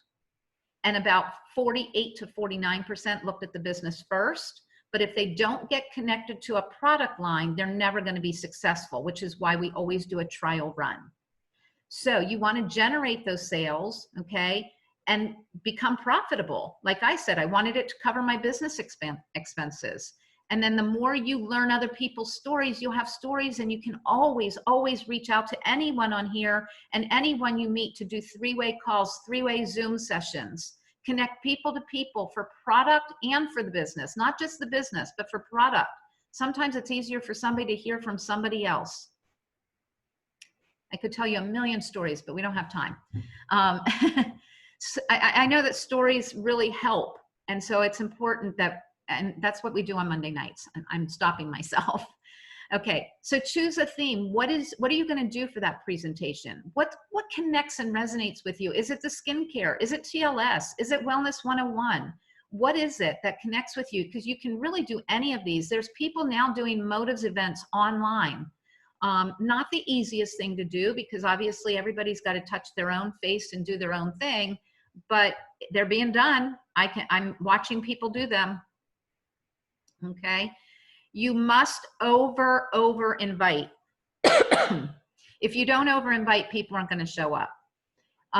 If you invite 25 to 30 people, you might have 4 to 5 show up. If you are really influential in the product line that you are talking about, then what will happen is you'll have more people show up. So some of you on here are very influential and you had a high number of people show up to your product presentations or your business presentations. But not everyone is as influential as the next. So you might have to work on this. So it's all about making sure that, again, you're not sending out details that you don't want to be, I don't want to use, well, I am going to use it. You don't want to be the pampered chef of the world. When I go to a pampered chef party, I know that they're going to expect me to buy something. We lead with education. We hope that people are going to connect to what we have to offer. But if they didn't, we're not going to make them feel guilty for not buying because it's not for everyone. But do you want to get people in the room who it would be for? Yeah, that's our goal, but it doesn't always happen. So you want to get the education and get as many people around the education so that you can create the sales, you can create the interest, you can create the customers. And you're always going to edify the speaker. So you don't want to, it's really hard and not easy. I shouldn't say not easy, but it doesn't come across well to edify yourself. So if I'm doing an event with somebody else, I'm not edifying myself as the speaker. I'm edifying the other person. Even though I'll be speaking, I'm edifying the other person. Because quite honestly, I feel Pip just did a phenomenal job with goals. He's so incredible with it. But if I sat here, if this was for, somebody that was a prospect, I'm not going to sit there and edify myself. I edify the team effort, the other people, because people want to learn from somebody that they feel has value to them. If they know me, they're looking and go, you don't have any value to me. That's just nature. It's human. Okay. And so you want to get as many people in front of it as possible and then be prepared. Make sure you've got, if you've never done a Zoom, practice. Don't do a Zoom and use your session as your practice. Get prepared. Make sure you have. And again, all of this is also on BB411, so I'm not going to go through the details. I want you to know Pip has worked hours and hours and hours on creating that BB411 site, and also all of the emails that go out to everyone. So if you're new here, or you are not on board yet, know that when you get started, we are going to get your email to send you an email basically that says, will you give us permission to send you a series of 8? Right now it's 8. 8 emails that come out once per week to keep you on track to moving forward. And as long as you say you accept it, then what happens is each week it will automatically send you out this email in sequential, kind of like the modules, but it's more personalized from us. So that's just something that you want to get prepared for. You want to be prepared for all these things. Okay, and then make it fun. Make it fun. It's hard to do taste tests when we're online, but you can always send somebody a sample. You can always drop by a sample. I love what the teachers are doing today, and we can learn from that. How many have you seen teachers that are running by at the end of the school year and doing drive-bys or drop-bys on their kids' porches? I have a niece who's a teacher, and she teaches kindergarten. And she just did a drive-by of all of her kids and dropped off a little bucket with a little personalized note that had like information, like a card stock, that had information about who she was as a teacher, what her favorite things are, so that they can get to know her before they go online to learn from her.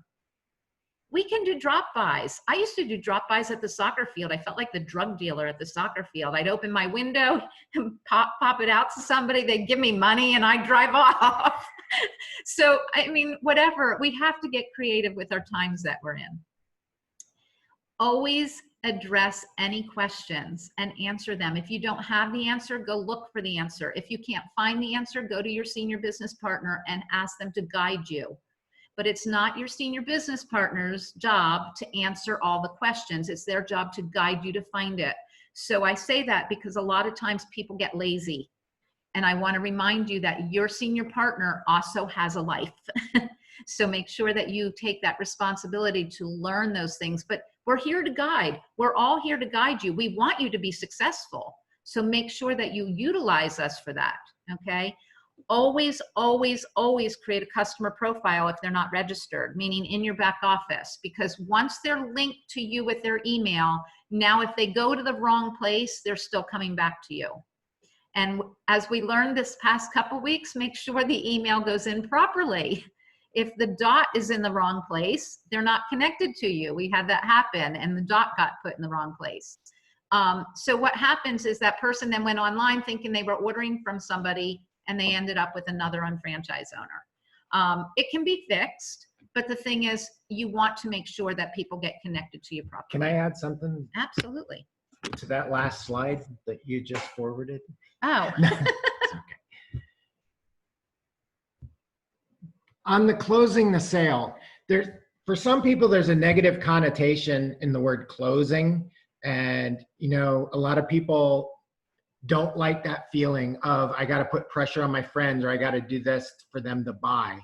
And that connotation of closing, there's the expression ABC, always be closing. And it's almost like, you know, you're going after people. We went to a training and they completely turned it upside down. And they said, instead of focusing on closing the sale and always be closing, look at it as always be opening. You're always opening relationships. You're always opening new possibilities. You're always opening yourself to be able to be there for them. So instead of having that negative, quote unquote, connotation of closing, which is kind of like, you know, the hunter, think of it as opening, and you're opening yourself up to them to be able to help them. And that might change the way you feel about retailing, because a lot of people have that, oh, do I have to sell kind of thing, because they have that pressurized feeling that I'm going to jump on people, pounce on them, expect money, grab it, rip it. It's opening the relationship and opening yourself to help them. Which is interesting because we've been out shopping for furniture and we've gone in a lot of furniture stores.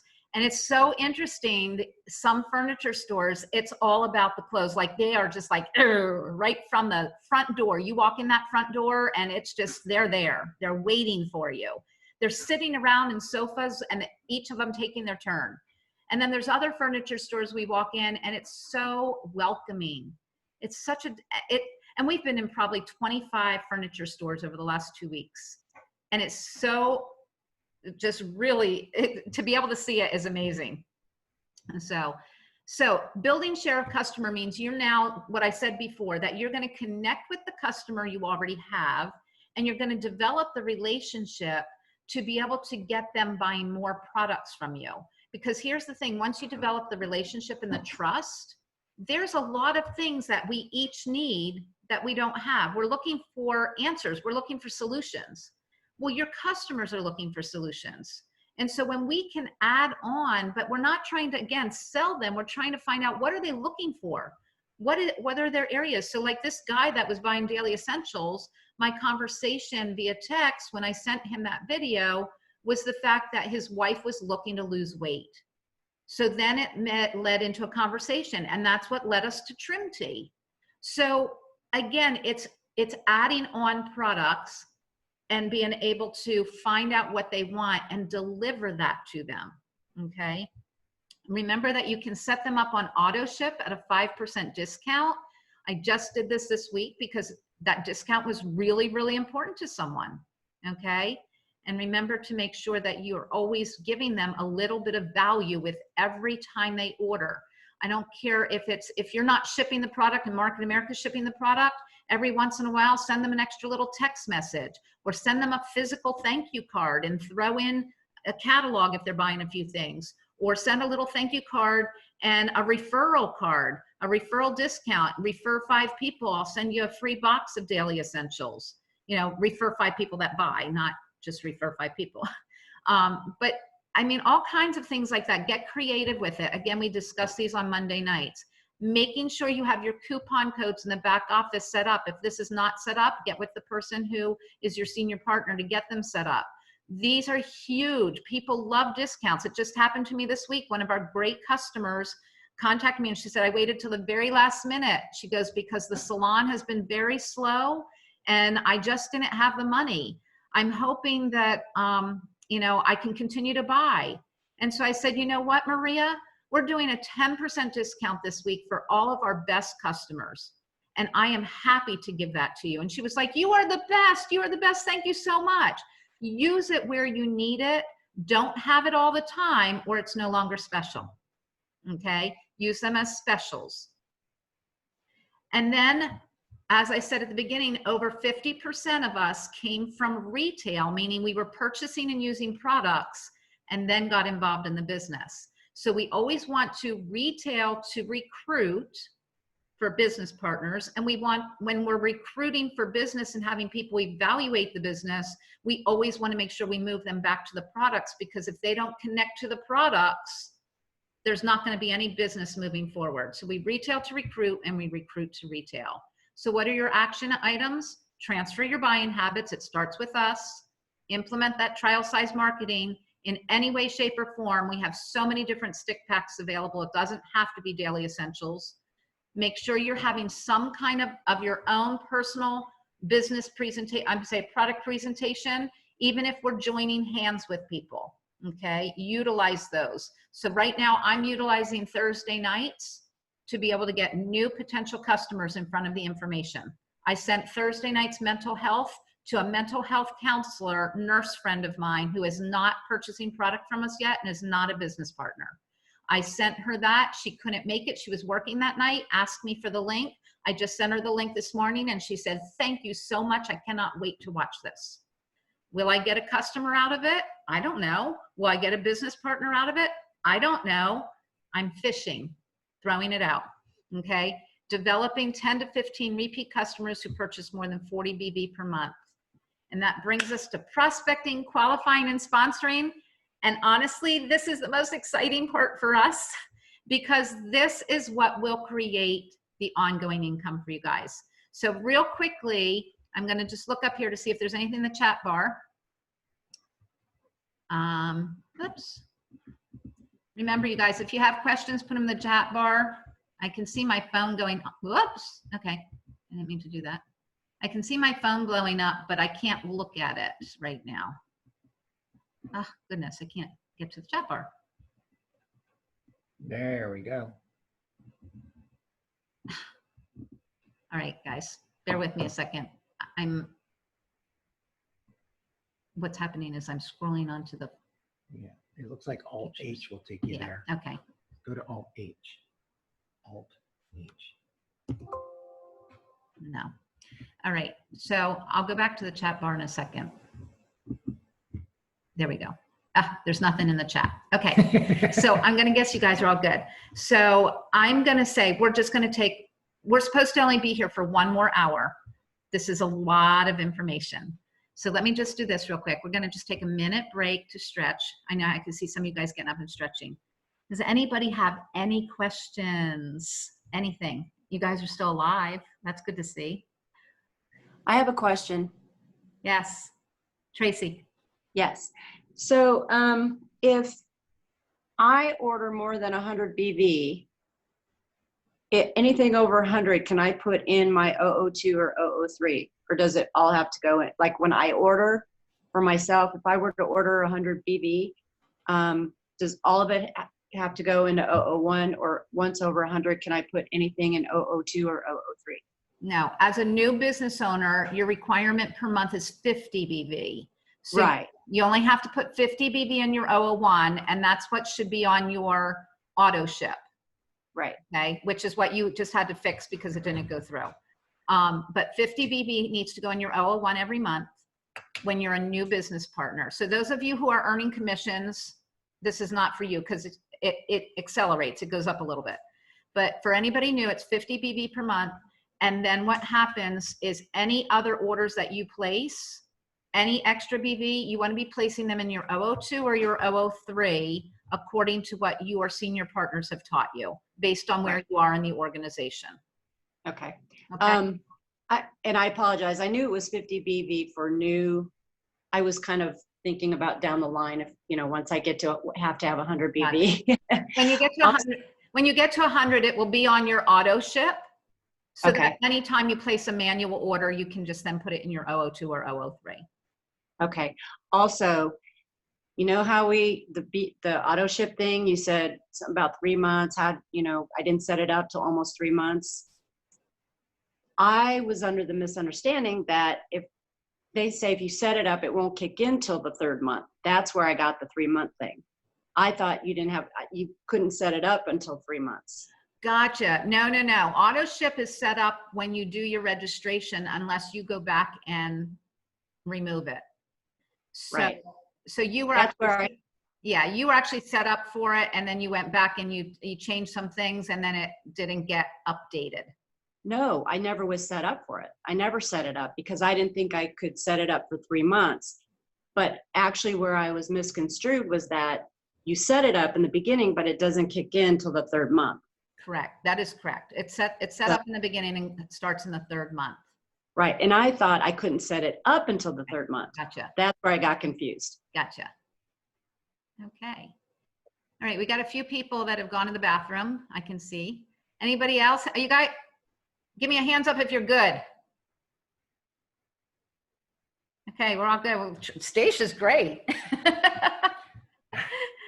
Awesome. Okay. So let me go back to sharing my screen and let's move on. You guys all learning something? I can't see you now, so you have to unmute. Always learning. Always learning. That sounded Yes. like, yeah. Good. Always learning. Yay. Yay. Okay. So here we go. I'll reposition myself. We're doing this together. Yeah, I know. Okay. So prospecting, qualifying, and sponsoring is where we create the momentum to reach our goals. And I say reach our goals. I'm assuming based on all the conversations I've either had with you personally or through somebody else that you were on this Zoom with, that your goal was not to come here to just make retail profit. You would not be sitting through this training if your goal was to just make retail profit. So we know that you're here to create ongoing residual income. With that being said, we've got to dive into this segment because this is where we create that. You want to be retailing to create the BV. You want to be using your own products. But now we want to be able to create that ongoing income. We've got to create a team of people, just like I talked about with horizontal versus vertical marketing at the beginning. So when you create that list of names that you know, that database, it should be your warm market when you first start. Okay, so you're starting with the warm market. I tell you, just pull out your phone.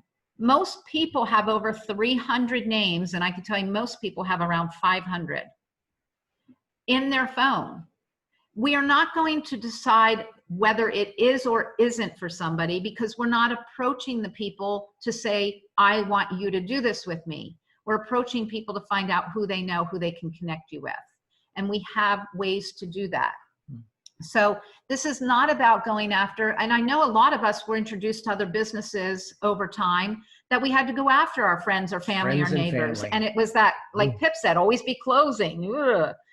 We're not doing that. Like, we want to encourage you, do not do that in any way, shape, or form, but we still have to approach people to evaluate what we have here, or you're never going to build your business. So we want to get comfortable with approaching, because it's not comfortable until it becomes comfortable, and it only becomes comfortable by doing it. So we're going to go through and look for all these. So when you're qualifying your business, I can't see the other word, qualifying your people. Yeah, let me see. I'll have to catch up. That's all right. I'm just moving this. Qualifying your list. I knew it was a short word under there. Okay. When you're qualifying your list, you're looking to go down that list. So you make your list, just get them all written down. And I like to do it in writing. If you want to do it on one of the apps or whatever, you can do that. However you best work. But you're going to be looking for people who have some experience in different areas. So people have sales experience or service experience. They're all about helping people. Teachers, trainers, coaches are all about helping people. Entrepreneurs are looking to create something of their own. So you're looking for people who are going to be well connected to lead you to other people, whether this is for them or not. Okay, whether this is the time for them or not. I've mentioned that attitude in people of influence before, so I'm not going to go over that. A lot of times people stay away from people, and I'm not going to share the story, but a long time ago, somebody said, I can't approach somebody who makes 6 figures. And she was talking to Pip. She had no idea that he made 6 figures. And so he turned to her and said, but you're talking to me. So again, why do you want to go after people who have money? Because they have influence. They've already created income.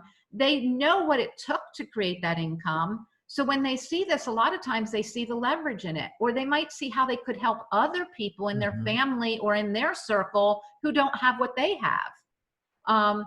People who have prior networking experience. A lot of you here had prior networking experience, so you knew what didn't work and you saw the critical differences I went over this morning.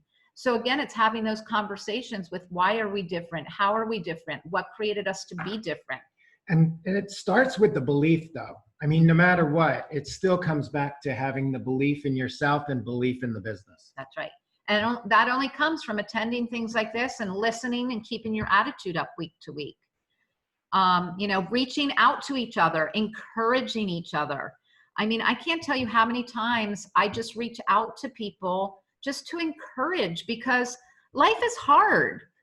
And sometimes we don't have that circle around us. And right now, those of us who are outgoing, this has been a killer for us because we haven't had that people contact. So I'm reaching out to people now more than I ever have in years to just have that conversation with them on the phone and encourage. Because here's the thing, like Pip said earlier, each and every one of you on here has the ability to do this. There's something stopping you from taking the actions that you want to take to get where you want to go. And I don't mean that for all of you. Some of you are taking those actions, but some of you want to be able to take more action than you're taking, but something's stopping you. Reach out and have a conversation with somebody, with us, with somebody who cares. And that would be somebody who's on this call today, who's been going through and listening to the same information. Connect, encourage each other. So that top 10 list, we're creating a top 10 list almost by the week.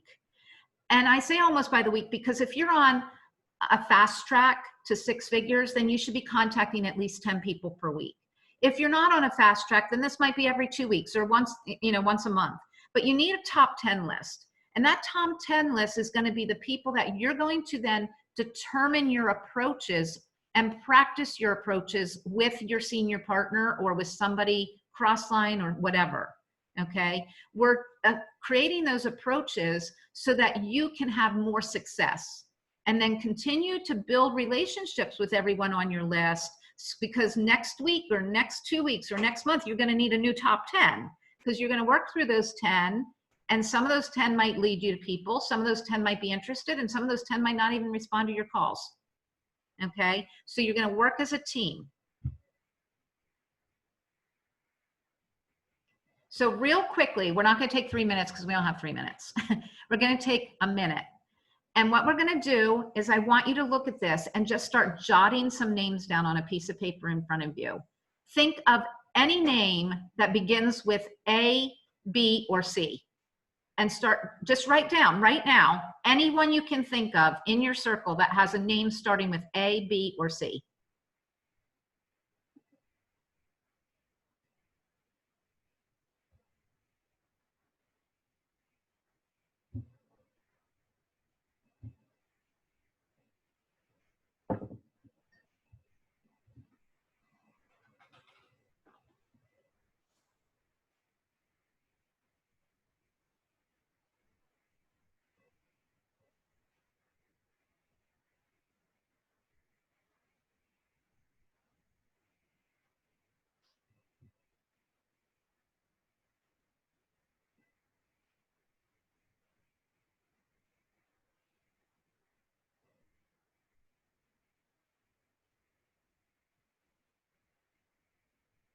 Look how fast time goes. Feels like a slow minute, doesn't it? Yeah. Okay, minute's up. So now the question that I want you to ask yourself is, one, did I take action? Did you actually do what we just asked you to do? Because if you didn't, there's part of your block. You chose to listen to the information and not take any action. So that's a block. So you have to figure out, why did I not take action? If you took action, the next question is, did I actually write something down? And if you wrote something down, did you actually write names down? Because some of you might have just jotted notes down. Did you actually do what you were asked to do? Because that's part of the human experience, that a lot of times somebody asks us to do something and we do something else. And we come back and we go, but I've spent so much time building this business. And we're going, but you didn't do the result producing activities that were asked of you.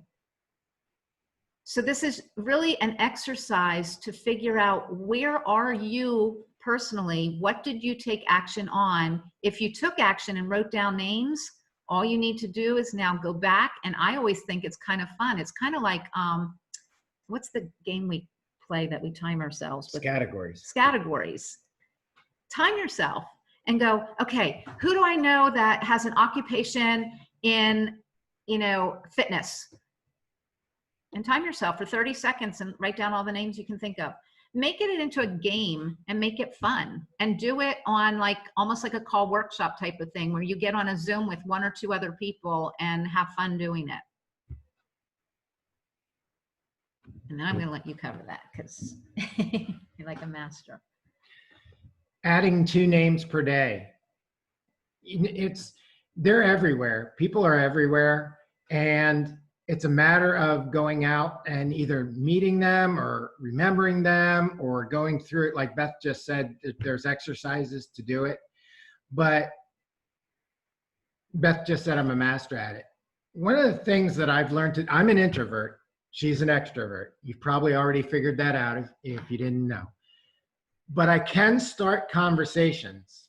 And the easiest way that I know to start conversations is by asking a question. And it can be anything. If it's somebody with a pet, it's simple as, do you mind if I pet your dog? Or, what kind of dog is it? Or something like that. People love to talk about their pets. Guys love to talk about their cars. simple question, you know, hey, I'm looking at cars. Do you like yours? Tell me about it. And they start rattling stuff off. You can get people to talk about themselves just by asking questions. And then, you know, Beth said we're looking at furniture stores. Moving into a new area, whether you really did or not, is great. People are willing to help. You go into a restaurant and say, I'm just moving here. All of a sudden, people start talking about all different kinds of things, and you can ask questions. We went to a diner yesterday for lunch, and it was right in our area that we're moving to. The owner's name is Peter. We already know that because we walked in, he said, hello, are you new in the area? And we said, this is our first time here. We're just moving to Fleming Island. All of a sudden, he's telling us everything about the restaurant, how they prepare the food. He tells us, you know, he's going to pander for our business because he was trying to be funny, but he's introducing himself. He's telling us about his background. We know where he lives. He lives up near the airport. He's driving 35 minutes a day to get to his restaurant. He dumped his bucket on us all because, you know, we came in and said we were new to the area. So you can learn to meet people just by asking questions.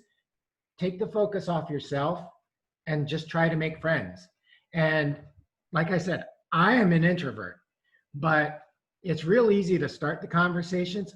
And what we've kind of developed over the years is I can start more conversations than Beth can, but I tend to just, once it gets going, let her take over and roll with it. Now, we're a team, but that's just how it works for us. And I tend to initiate more conversations. She tends to get it going more. So even in these times when it, you know, a lot of us are going, oh my gosh, we can't go anywhere.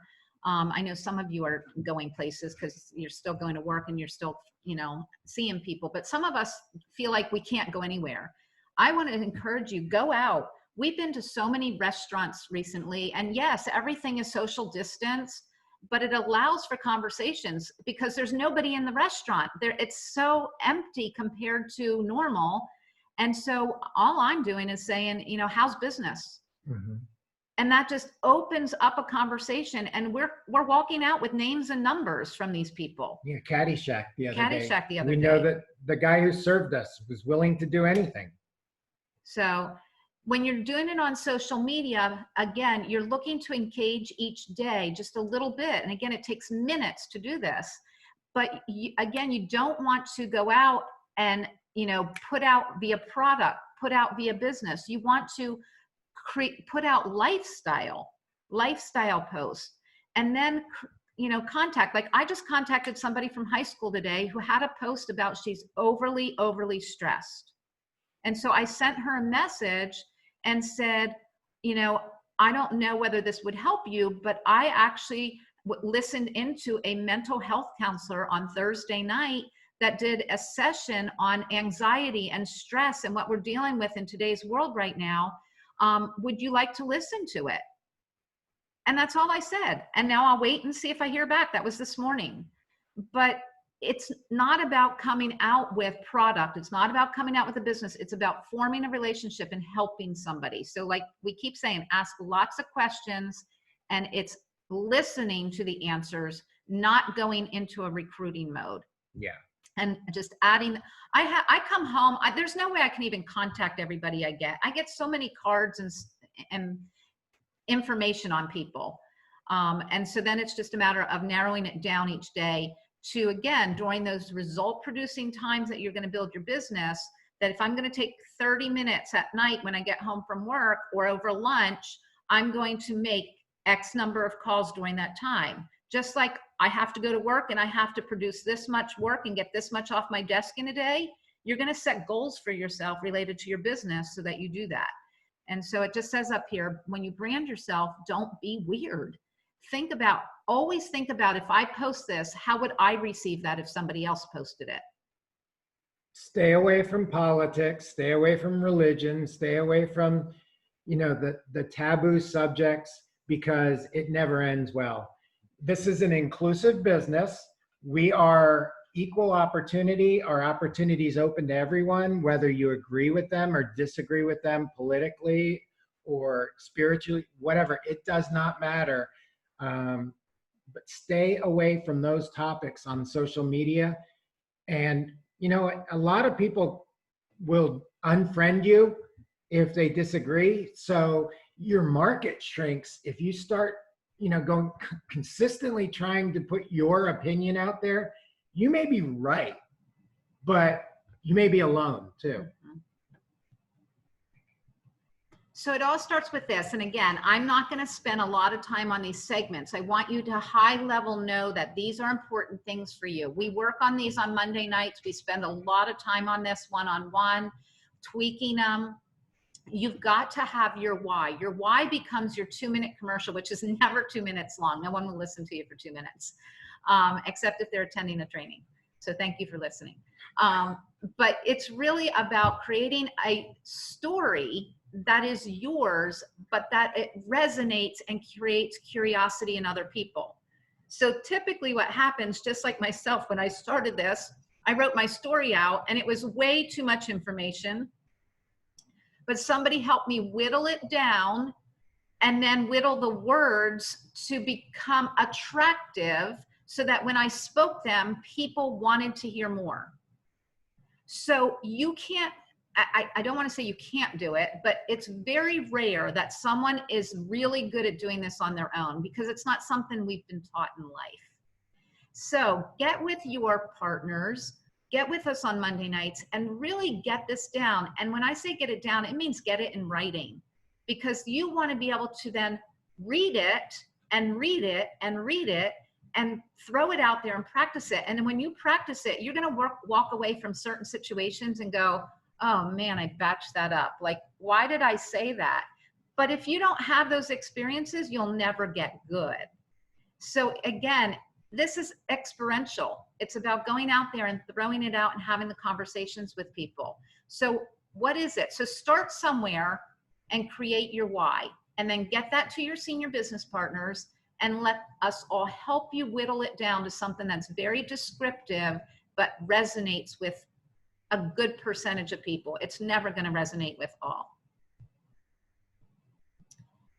And then the next one is, what is it? Because if what you say as your 2-minute commercial resonates with people, they're going to look at you and say, well, what is it you're doing? So no different than the guy at Caddyshack. We had lunch there. So we were all social distance. Now we got to a point, it was like 2:30 in the afternoon and we're there and like there's only 2 other people in the place. And so I just said, how's business been? And he started rolling. And then I said, wow, do you keep your options open for other income streams? Because it sounds like you should probably have other income streams coming in. And he goes, are you kidding me? He goes, my wife is 70 and she just took a job. She just started today.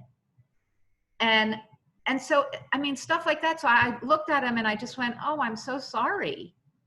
Like, I didn't pounce on it. I just said, I'm so sorry. And he goes, thank you. She's not wanting to work there. She hates it. We would like to make money, but we just don't know how to do it without taking on jobs that we don't even have any interest in. And so my next question is, what are you interested in? He started talking a little bit.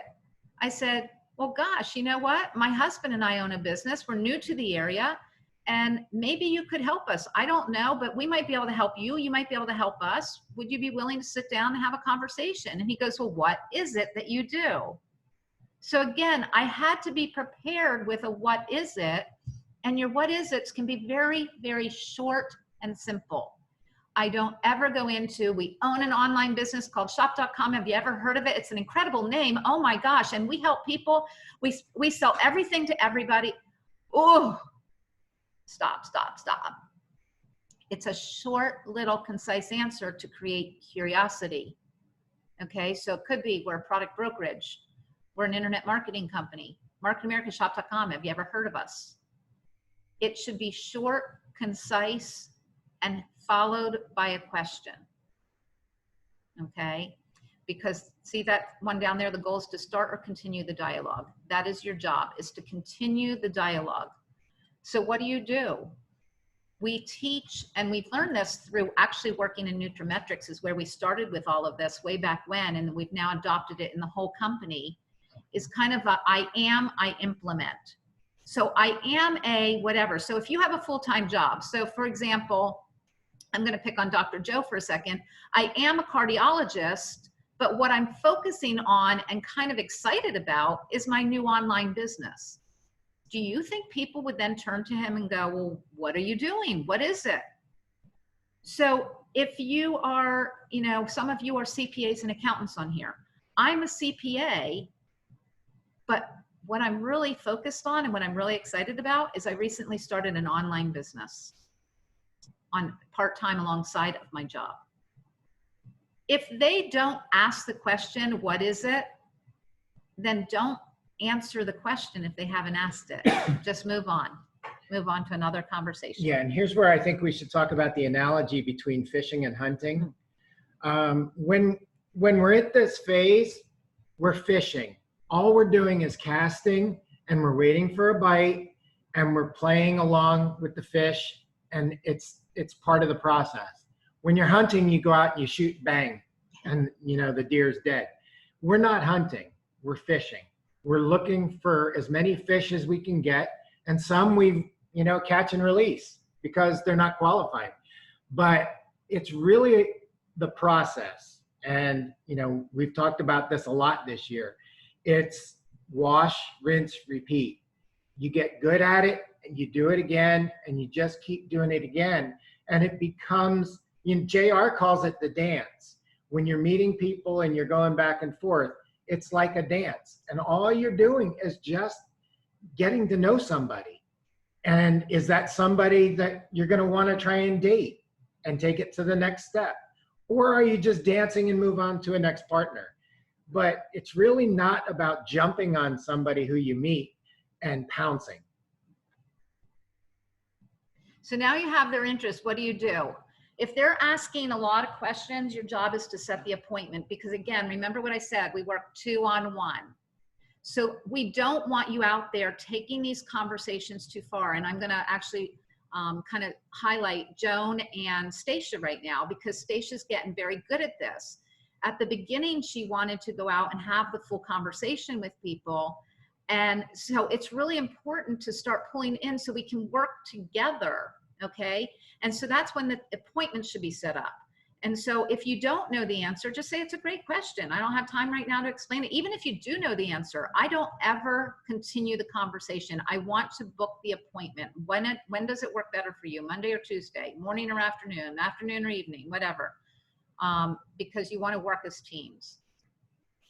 So these are some sample approaches. I take a picture of this slide because these are just some great, what I call one-liners to be able to open the conversation up.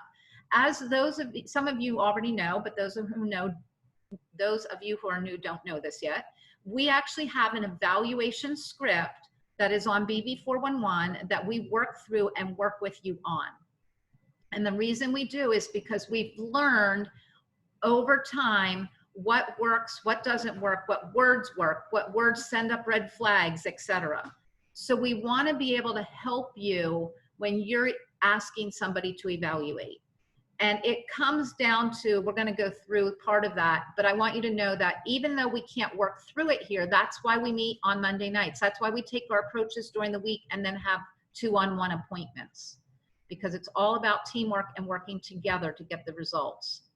So call workshops, again, working together. If you don't feel that you're going to hold yourself accountable to call people, then find somebody on here to set up a time to get on Zoom and you each mute yourselves, make your calls, and then come back and discuss them. Or if you want somebody to listen into you making a call so that maybe they can help you evaluate what you're doing right, what you're doing that could be maybe tweaked a little bit to get better results. It's all about the coaching on and on and on. So these are just some of the key points that are in that script. I only have a minute. The reason I'm calling is, and I always like to say, I have a business question. Because if this is somebody you know and you don't say you have a business question, they're going to immediately want to start talking about life. And then you're going to have to somehow figure out, how do I uncomfortably flip this to a business question when you don't ever talk business with them? Yeah, and you never want to bait and switch someone either No. and say, I want to call about, Sunday's lunch or something, and then you ask them the business question. Yeah. Be upfront, be honest, have integrity, and talk about what you say you're going to talk about. And then the next step is a quick little edification, very small. Don't go overboard on this. I'm calling you with a business question. I know that you are just really sharp when it comes to business. I know you're really well connected, something like that. I'd like to get together for coffee. Now that could be with you if you don't know them that well, or to initiate it. But again, you want to remember that you're going to build 2-on-1. So you don't want to go too far in that first appointment by yourself. You may or may not be interested, and either way is fine with me. These might not be your exact words. You have to put it in your words. So I could tell you mine is, you may or may not be interested, and I'm A-okay with that. That's what I say. But I'd like if you could help me out. Can you help me out? And then if they say the date doesn't work, when's the soonest we could get together? These have been refined and refined and refined. So these pieces here are words we know that work over and over and over. Again, duplicatable processes, something that's duplicatable by a large number of people. So the evaluation approach that we talk about, that's on BV 411 that we work through. I only have a minute. The reason I'm calling is I have my own business. I'm looking for people I can help with products, services, or the business. Edify them, just like I just talked about. I'd like to get together for coffee.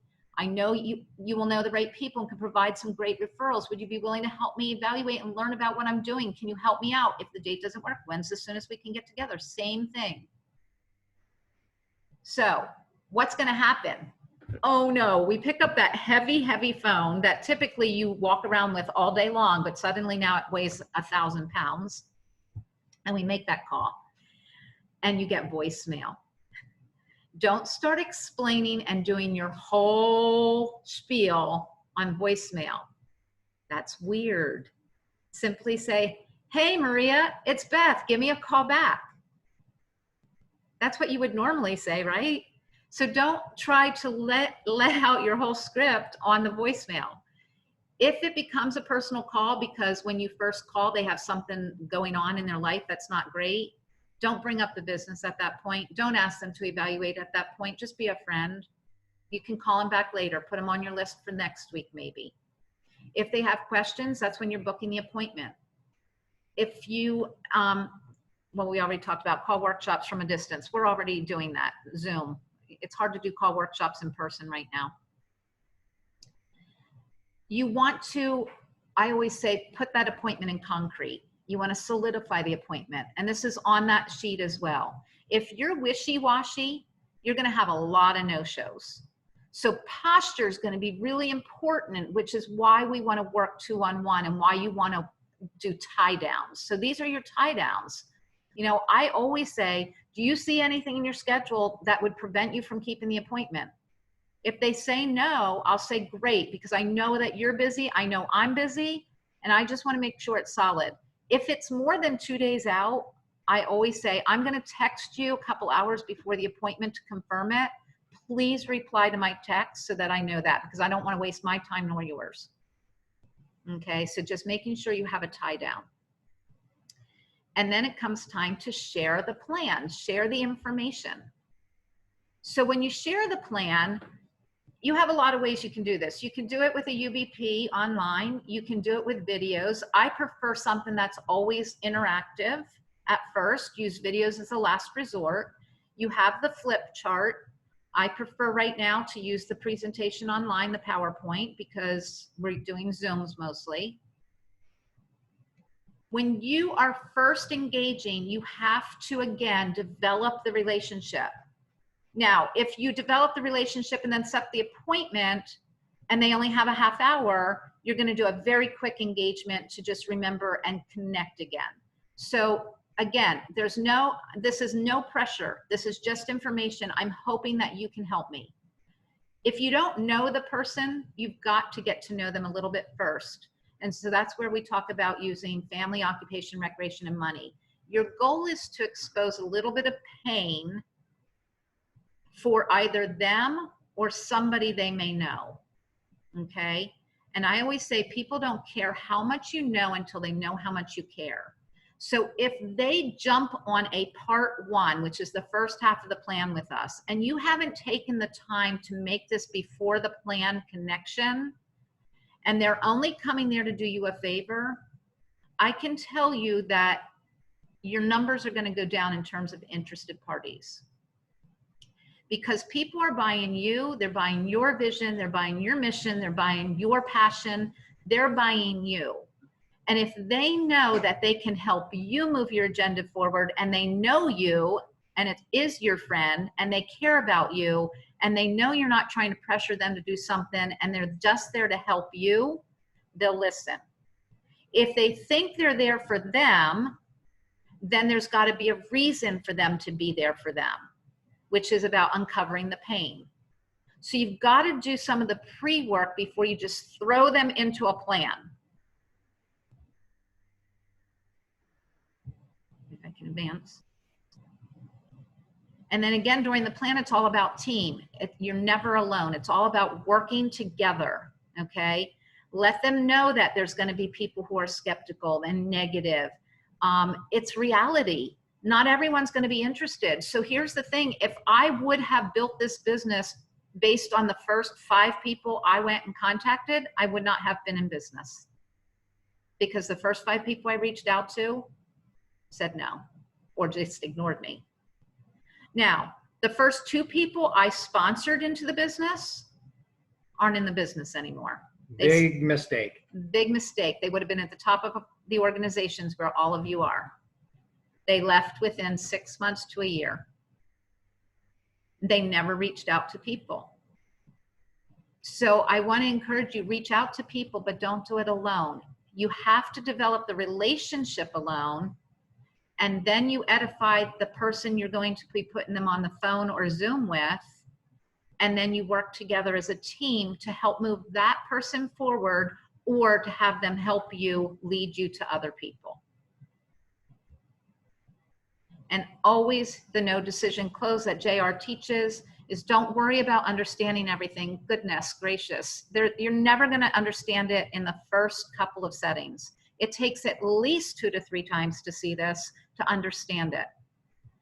But the main thing is that if that person said they chose the 2 to 3 year plan, at that point, you chose the 2 to 3 year plan. It's just about getting the information and running it up the flagpole and seeing if it works. There's no big decision. It's not a $200 decision. It's not a $2,000. It's not a $20,000 decision. But if we don't take the next step, everything remains the same. So the next steps are, and again, all of this is very, very scientifically thought out. If you don't tell people the next steps, think about your job. Do you know what you have to do next? When you get given something to do at work, do you know the next step? Did somebody teach you the next step? Did you have to figure out a few of the next steps for yourself in the process of learning your job? Probably. But the thing is, we're always telling people what the next step is, because if not, it's the unknown. And how many people like to step into the unknown? I think we all stepped into the unknown this year. And not many of us liked it, okay? So after the plan, and I talked about this earlier, it's all about the follow-up. It's all about the meeting after the meeting. And so the meeting after the meeting is to connect them and connect the dots, connect them to whatever resonated with them. Was it about having them lead you to other people? Was it about that they were interested in a product? So often, I think the mistake we see is that people assume what somebody's interested in and then start talking about the plan, and the person really was like, I want to try that product, and you never talk about the product. Mm-hmm. So always making sure and asking them, not what did you think, but did anything resonate with you? What piqued the most interest for you? Did anything pique your interest? Was it the products or the business that piqued your interest more? Find out what piqued their interest so that you can go in that direction and lead them to one of these things on here that's going to answer that need. You have anything to add? Yeah, just with the tickets, a lot of times people get a little squirrely when it's sell a ticket to the next event. I like providing a ticket to the next event. Because again, when you're dealing with somebody and it's all about the selling, then there's a perception that someone's making money on the event and, you know, it's all about selling something, when it's really providing the education. And it might take a little explanation, but that ticket, you don't know what it's going to get them. It might get them the belief. It might get them and 2 other people the belief. It might get them so excited that, you know, that's a director in your organization. So getting them to the event's important, but don't focus on the sell. Focus on provide. Beautiful, beautiful, good stuff. And then, of course, we already went through all your tools and stuff. So you have all these tools that are going to be for follow-up resources. So like, for example, Emily, you know, she's focused on TLS. At this point, as she's getting customers, she's not focused on sending them business materials or an unfranchised owner magazine or selling them a ticket to conference. She would be more so selling, and I say selling, providing that next link to another webinar, another piece of information, something TLS related, a 3-way call. She got me on a 3-way call the other day to encourage somebody who was not, you know, quite feeling whether she's ready to take that step or not. I was able to connect with her from a medical standpoint, that we both had the same thing we dealt with at a young age. So again, making that connection point for that person to help them move ahead and start getting belief for themselves. We are actually providers of belief. That's what we sell. We sell belief. We sell belief in, I can get healthier, I can get a solution for a problem I have in my life, or I can become wealthier and provide that solution. We are providers of hope. Mm-hmm. You also have the digital education and credibility presentation that's in your back office. It's also on YouTube channel, Market America's YouTube channel. I encourage that you have this in your saved files somewhere, either on your YouTube saved files or what have you.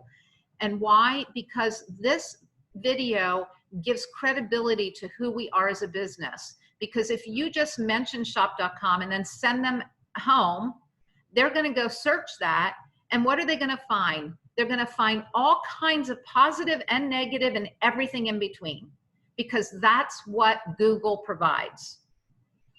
Does that mean, and I'll ask you this, if you go to church, have you gone to the same church your entire life, and have all the same people gone to that same church your entire life, and nothing's changed to people leaving because they got disgruntled, or new people joining because it's the best church in the world?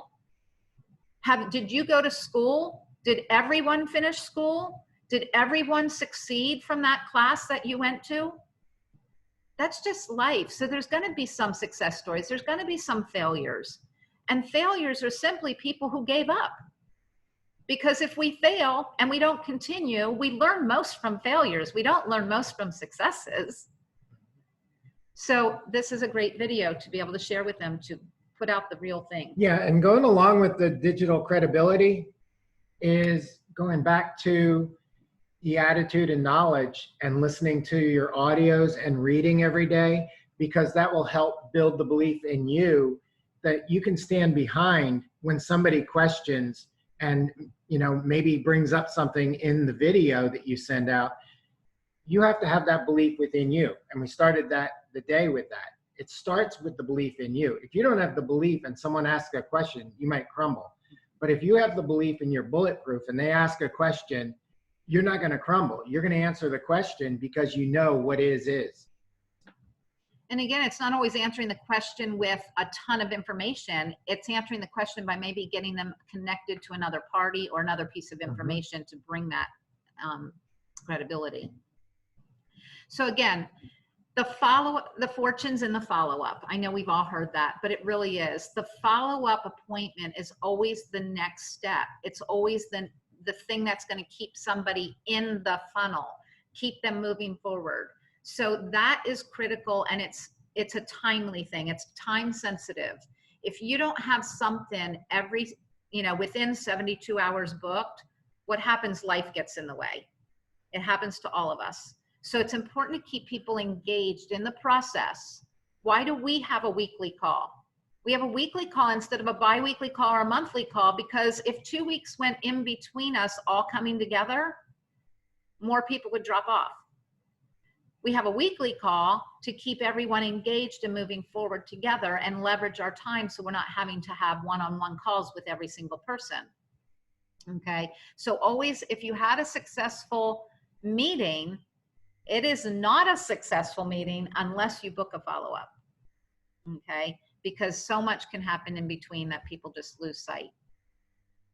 So the follow-up might be to answer questions, but then don't ever assume. I always like to say, is our follow-up appointment to get you started on a trial run, or is it to answer more questions? Because I don't want to make that guesstimate for them. If they say, I'll use Emily again. I hate to say it, but I'm going to use you as an example, Emily, because you're the newest kid on the block.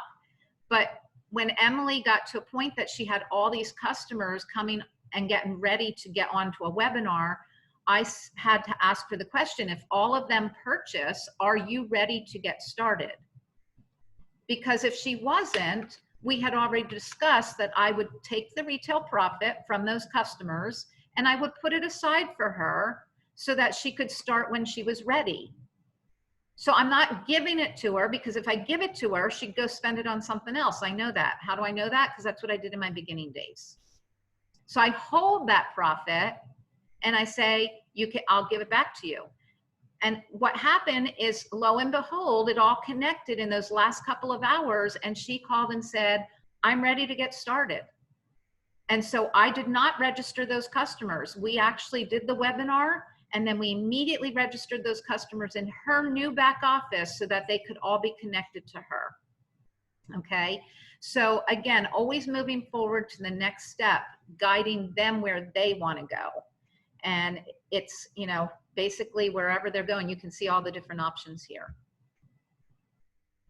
We already talked about home business presentations, leveraging your time, coming together as a team.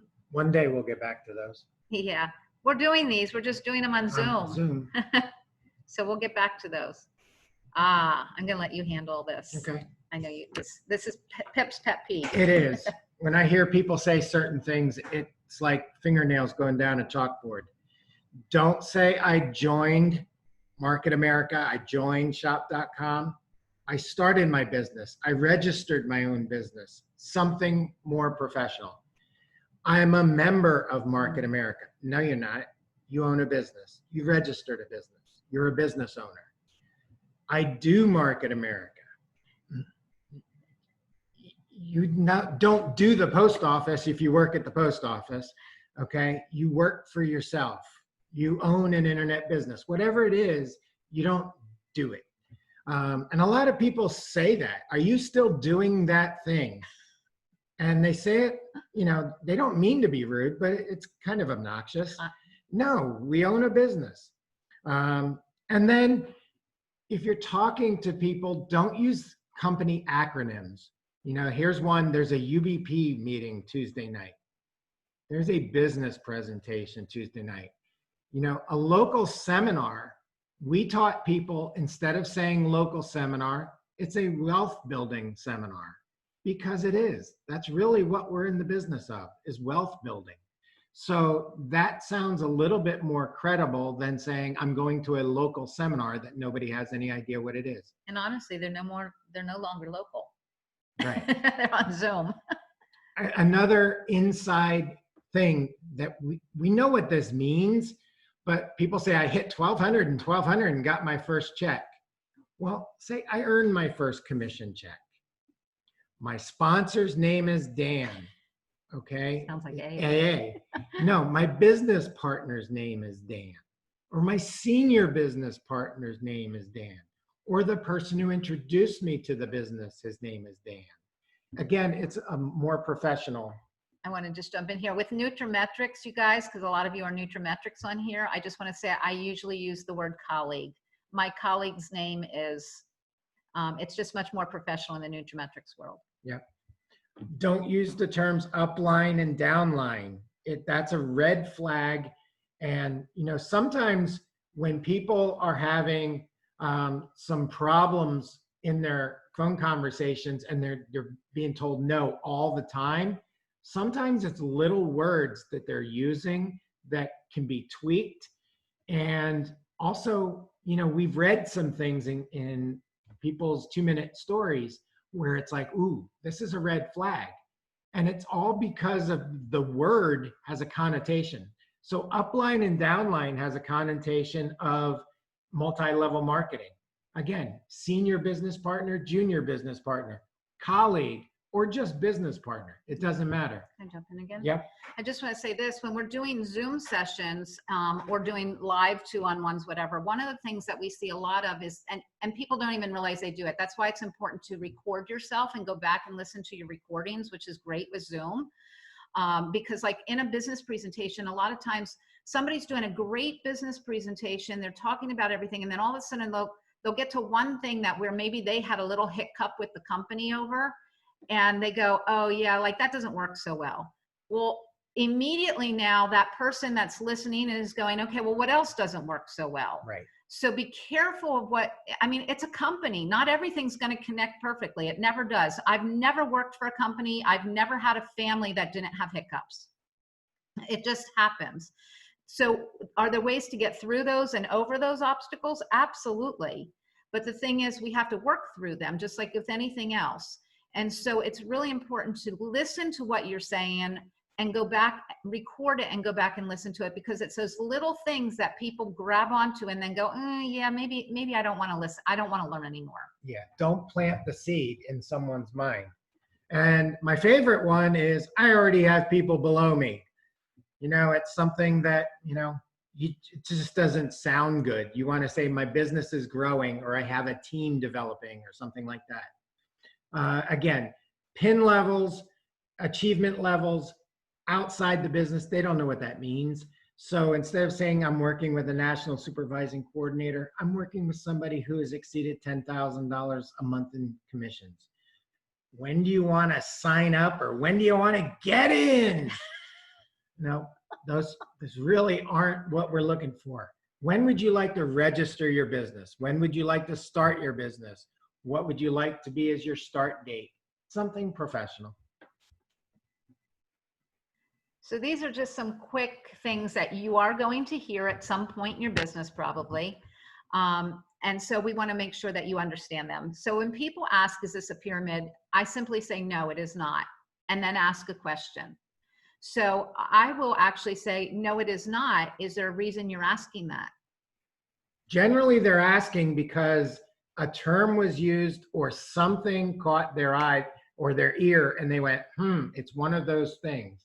So if you're being asked that a lot, evaluate the words that you're using, because you're triggering other people to think that.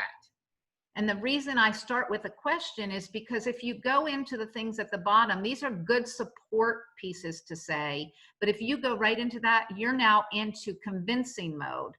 And you don't want to be in convincing mode. You want to find out what kind of made them think that, or why they're concerned about that, and draw that out. Because I've actually had somebody say to me, I really like pyramids.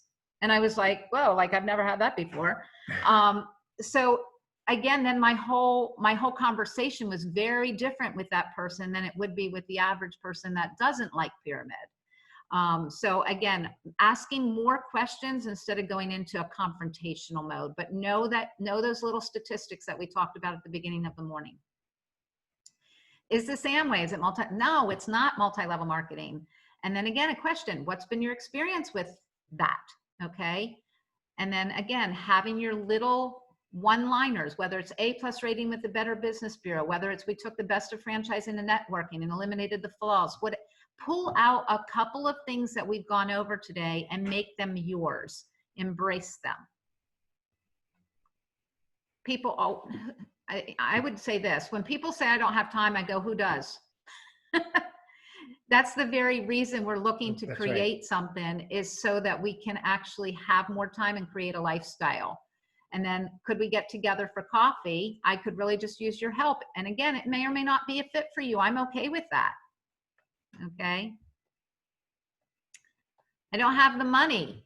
That's exactly why we're doing what we do. Most people don't have the money, okay? If you're interested, there's nothing to hold you back. And I always say we have people on the team who have actually come on board using OPC, other people's cash, by creating customers up front. I have to talk with my spouse.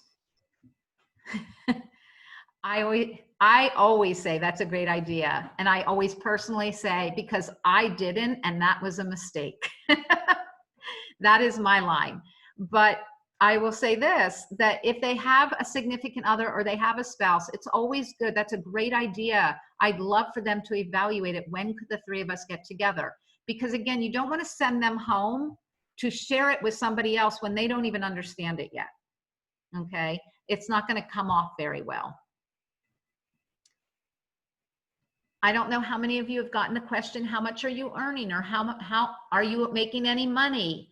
You know, these are, you want to have good answers. So instead of saying no, or instead of making excuses, just simple things. Like, first of all, when you start a business, no one asks you, are you making money yet? A traditional business. So again, a lot of these answers are going to come from developing your own posture of what your own posture is. But you've got to come up with something that you can connect with and you can get out now. As you grow in the business, that answer might change a little bit. So as you grow in the business, you might be able to say, I'm just getting started, and I don't know any business owners that have made a lot of money in their first few months. Or I'm already earning retail profit and I just started my business a few short months ago. I'm just learning how to develop a business. Things like that. So go ahead. One of my favorite answers that Beth used to use and actually teach is tilt the head a little bit. Give that quizzical look, like when a dog hears a high-pitched sound. You tilt the head and you give a look and you go, why do you ask that? And then automatically it comes back to them to try and figure out why they asked that question, because inherently that's a very rude question. Because I wouldn't ask any of you on here, you know, if we all got together, I wouldn't ask, hey, Harry, how much you making on your job? It's not done. It's just not a normal thing to do. So for somebody to ask that question, again, something's been triggered that they're thinking it's maybe one of those things. And you don't have to be rude. You don't have to yell at them. But if you tilt your head and just kind of give that quizzical look and go, why would you ask that? Suddenly they're going to feel like, oh, that was really a rude question. And then have them answer, why are they asking that? And be honest, because maybe they have a perception that this is something it isn't. And you can answer that and address it right there. Okay, so if you guys haven't figured out yet, we are not going to finish by 2. That's in 3 minutes. So I know some of you have schedules to keep and things to get onto. Just know this, it's a lot of material. If you are new and you have to run, that's okay. If you could stay, great, we're gonna finish. But the thing is, I want you to know this, this is not a one-time, one-done thing. It's a layered, unlayered, unlayered. It's like an onion, peeling back the layers. You're gonna learn something new every time you come. So we're gonna continue through. If you do have to log off, just text us so that we know that you logged off and at what point you logged off so that we know to get with you and reschedule to get some more. But we're gonna go ahead through, and I think that we could probably be finished in the next 15 to 20 minutes. All right, people are gonna say, let me think about it. I would not recommend the answer JR gives. JR goes, how are you gonna think about something? No, how's he say it? Most people rarely think. Most people rarely think, so I know you're not gonna think about it. Well, I would not suggest being that rude. Let me think about it. Great. Let's get back together in a couple of days to answer any questions you come up with. Let's schedule the appointment. Great. One of the best ways to evaluate the business is to attend a training. Get them in front of other people, other information. Don't try to become the convincer. Okay. Or great, while you're thinking about it, why don't you try one of the exclusive products? Because here's the thing, if they're not willing to take the next step, let me think about it is really just, I'm not interested, but I don't know how to tell you that. So if somebody says, let me think about it, I'm going to push slightly, and I'm going to say, and I just used this yesterday with one of you, and you'll know who this is. I said, I know you well enough that I'm going to push you a little bit, because I know that if I don't push you a little bit, you're not going to move forward to the next step. And I know you want the next step, and I know it's in my best interest and your best interest to have the next step, because you'll be so much happier. So therefore, I'm going to push you a little bit. I'm going to nudge you. And I might say that to somebody. And the reason but I'm not going to say it to somebody I don't know well. Okay. And the reason I did that is because I know that this person wants something more than they're already getting. And so I wanted to just nudge that person to take the next step. And part of that is just getting that belief in yourself.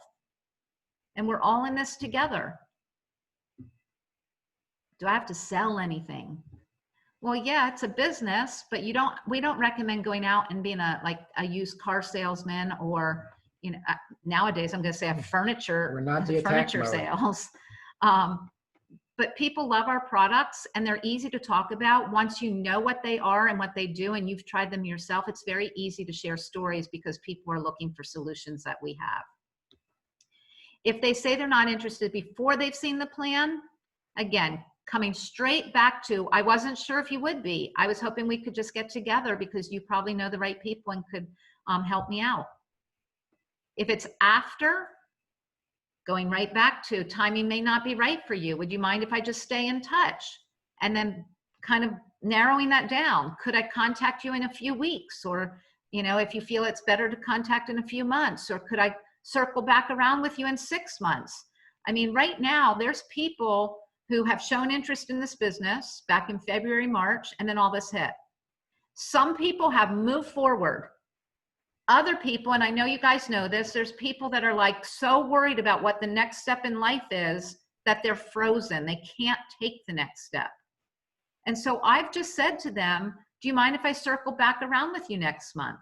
And then circle back around with them next month with a text or a reach out.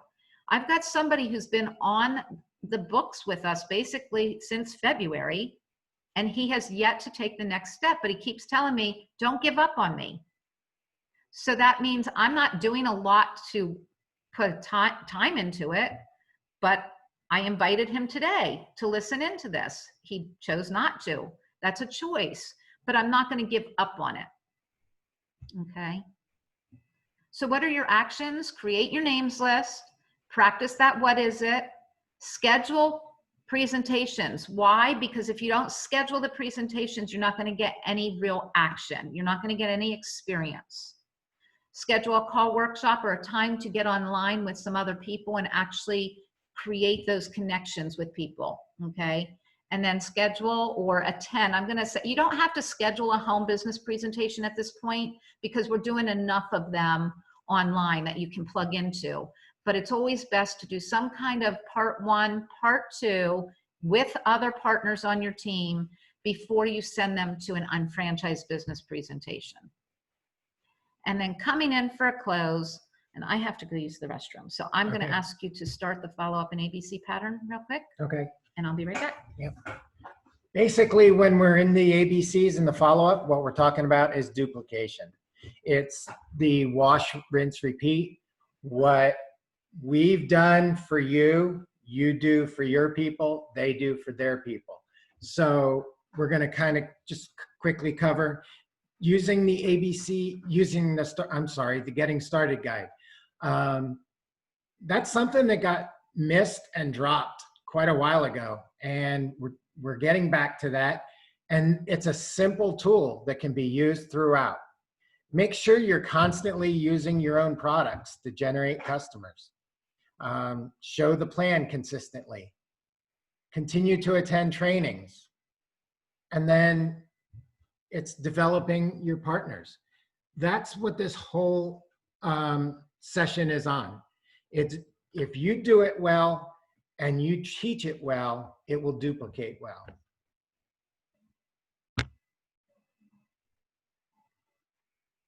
Okay. Building in the homes, which is challenging now. That's why we have Zoom, and it's working with Zoom, is the ABC pattern, going home to home to home. So it's who do you know? And then you go to that person's home. Trainings. Again, we talk about selling tickets to the event. It's providing education. Making sure that you're working with Go Now people who aren't wasting time, people who have goals, people who are doing what they say they're going to do. Be consistent. And if you say you're going to work the business 10 hours a week, work the business 10 hours a week. Work it when you can. Schedule it in advance. The best way to make sure that you stick with it is to have a schedule and to work on the hours that you have scheduled. There you go. Thank you. Jump in? Yep. All right. So again, this is kind of review. We're coming in for a landing here. So it's a review of what we need to do. So we're going to follow up, follow up, follow up. The next step is, the next step is, the next step is, whether it's a prospect for your products, whether it's a prospect for the business, whatever it is, it's about next step, next step, next step. And it looks like my chat is going off here real quickly. Oh, thanks, Maria. Let's see here. Okay. Appreciate that love. So when you get into actually doing a registration for someone, and we want to take a few minutes to go over this, because if you've done this, I'm caught on my chair. Sorry. If you've done this before, you've seen it, but until you've done it a number of times, it doesn't become just, and you don't want to get in there and go, oh my gosh, like I don't remember seeing that. That's not good. That doesn't make your partner, your new partner, feel secure, which is again why we do these 2-on-1. We don't do these alone. So you're going to schedule 1 to 2 hours. Why? Because there are going to be questions. That new person is going to have some questions along the way that they're going to want to be able to ask you. And so you want to be able to have time to answer those. Make sure that they have a credit or debit card. And I say that, or bank information, because a lot of times as we're bringing people on board that are in their 20s, not all of them have a credit card in their name. And they can't register a credit card that's not in their name with the business. So just make sure that we have something that they can use. And now we have the PayPal credit, okay? Make sure that you determine ahead of time, are they going to be coming on board as an individual or as a business name? Because there's different regulations for coming on board as an LLC or a corporation, okay? They have to have the proper documentation. And then always ahead of time, identify which Fast Start kit, excuse me. So the Fast Start kits, I like to always, in my discussion with somebody, send them the actual Fast Start kit that you can download from the back office under the support materials. Actually go in there and grab the Fast Start kit that you are discussing with them. And I've been known to actually send 2 different ones for them to choose which one they feel would be a better fit. Keep in mind, they all have all of the tools that we need. They all have back office. They all have the websites. What's going to be different only is the content of what they get, okay? Okay. Educate about the auto renewal. If you don't know the auto ship and the auto renewal, if you don't know about something and you don't know the answer, make sure that you get with other partners to be able to give the right answers, so we don't set somebody up for failure, okay? Determine what their name is going to be for their shop.com site. This is where it gets fun, because what I always tell people, you're naming your site. You're not going to keep that name, shop.com/Beth Black, to give to everyone for the rest of your career, but because you're going to buy a domain name to point to that. But this is where it gets fun, because now it gets real. It's like, I own a business. I own a shop.com site. People get excited about that, and we should get excited about that. So you want to determine ahead of time, have you thought of any names, so you don't get there and all of a sudden now you're trying to like think of a million different names. Sometimes it happens like that. Like with Emily, it happened that way because we kind of, everything just rolled together at one time. So it was like, oh my gosh, what do I name it? And then obviously moving them into the next event and getting that ticket purchase. So right now, if you are on here and do not have a ticket to convention, which is September 11th to the 13th, please, please get with your senior partner or get with your potential partner and find out more about that and start making your commitments and your arrangements. If you are in an area where there's other unfranchised owners that we are getting together in small groups and you want to do that, by all means, reach out and let us know that so we can formulate those little groups and we can all be together, okay? And then access your schedule and calendar and start setting things up. For the senior business partner, you need to make sure that you know where somebody's being placed in your organization. Have that information already written down so that you are not searching for that at the time of registration. You need to be prepared as a business owner, okay? You need to have tickets to the next event to be able to sell to someone. If you don't have a ticket to sell, I can promise you you're not selling it. And now you've set yourself up for not duplicating properly, okay? Make sure you understand what's going on that they can plug into. It used to be what's available in their area. Now it's really what's available on Zoom. And always have the Getting Started guide. I like to actually email it to someone so they can print it out and have it until they get their actual kit that has it in it. And remember, there's two ways to start the registration. You can do it as an unfranchised registration. So in your back office under my organization, there's an unfranchised registration where you just jump on Zoom, a share screen, and you can do the registration. Or you can send them an invite to partner now. I have done this, but I prefer to do it this way together rather than having them do a little piece of it and then it comes back to you as the senior partner to be able to finalize it and finish it off. Okay, this is showing you that when you get them registered, as soon as I register their business, before I get off the phone, I'm going in and I'm going to my account under now this is their new link. So they're going to go to their email. They're going to grab their account information to log into their back office. They log in, go to my account under my services, website admin, and it will pull up their shop.com site and you click it on and click the plus button or click the link, there's both, and then you get to go through and name their shop.com site and start setting everything up. So when you bring somebody on board, there's a process, just like everything we just went through. You're going to be reviewing their sites with them. You're going to review their back office with them. I like to set it up 1 hour per week or an hour and a half per week, every week for like the first 4 to 6 weeks until things start getting rolling and they know what's going on and you've got the names list building and they're starting to connect you with people. Remember, in the help and training area, you have lots of different things under here. You've got your learning center, you've got your unfranchised media, which is your audios that you can put on your phone. You've got support materials, you've got all your GMTSS information. If you want to go back and watch this Basic 5, you can do the online training of Basic 5. You've got your Getting Started guide. We've already gone through these things, so I'm just going to click through them. You're going to introduce them to the management reports, which are under my organization, under reports, under management. And then all these come up.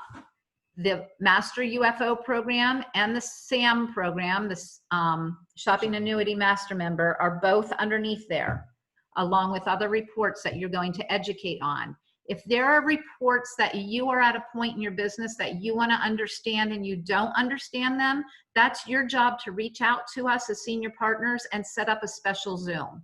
So like I do special Zooms with people all the time as they hit executive coordinator or as they hit coordinator and start earning commissions. There's other reports that you need to pay attention to because now you're earning commissions and you've got a team of people under you that you're earning commissions from, okay? Teaching them how to go through retailing, making sure you go through everything we just taught you.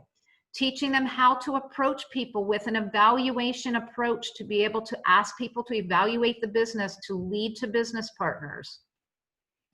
The objective for new unfranchised owners is to lead to prospects while building the business and creating duplication. That is really simply all we do. So I know today is a lot of information. The company provides us every angle, every piece of information, everything, every tool. They provide us so much more than any other company I've ever seen in my entire life. And that life's getting a lot longer.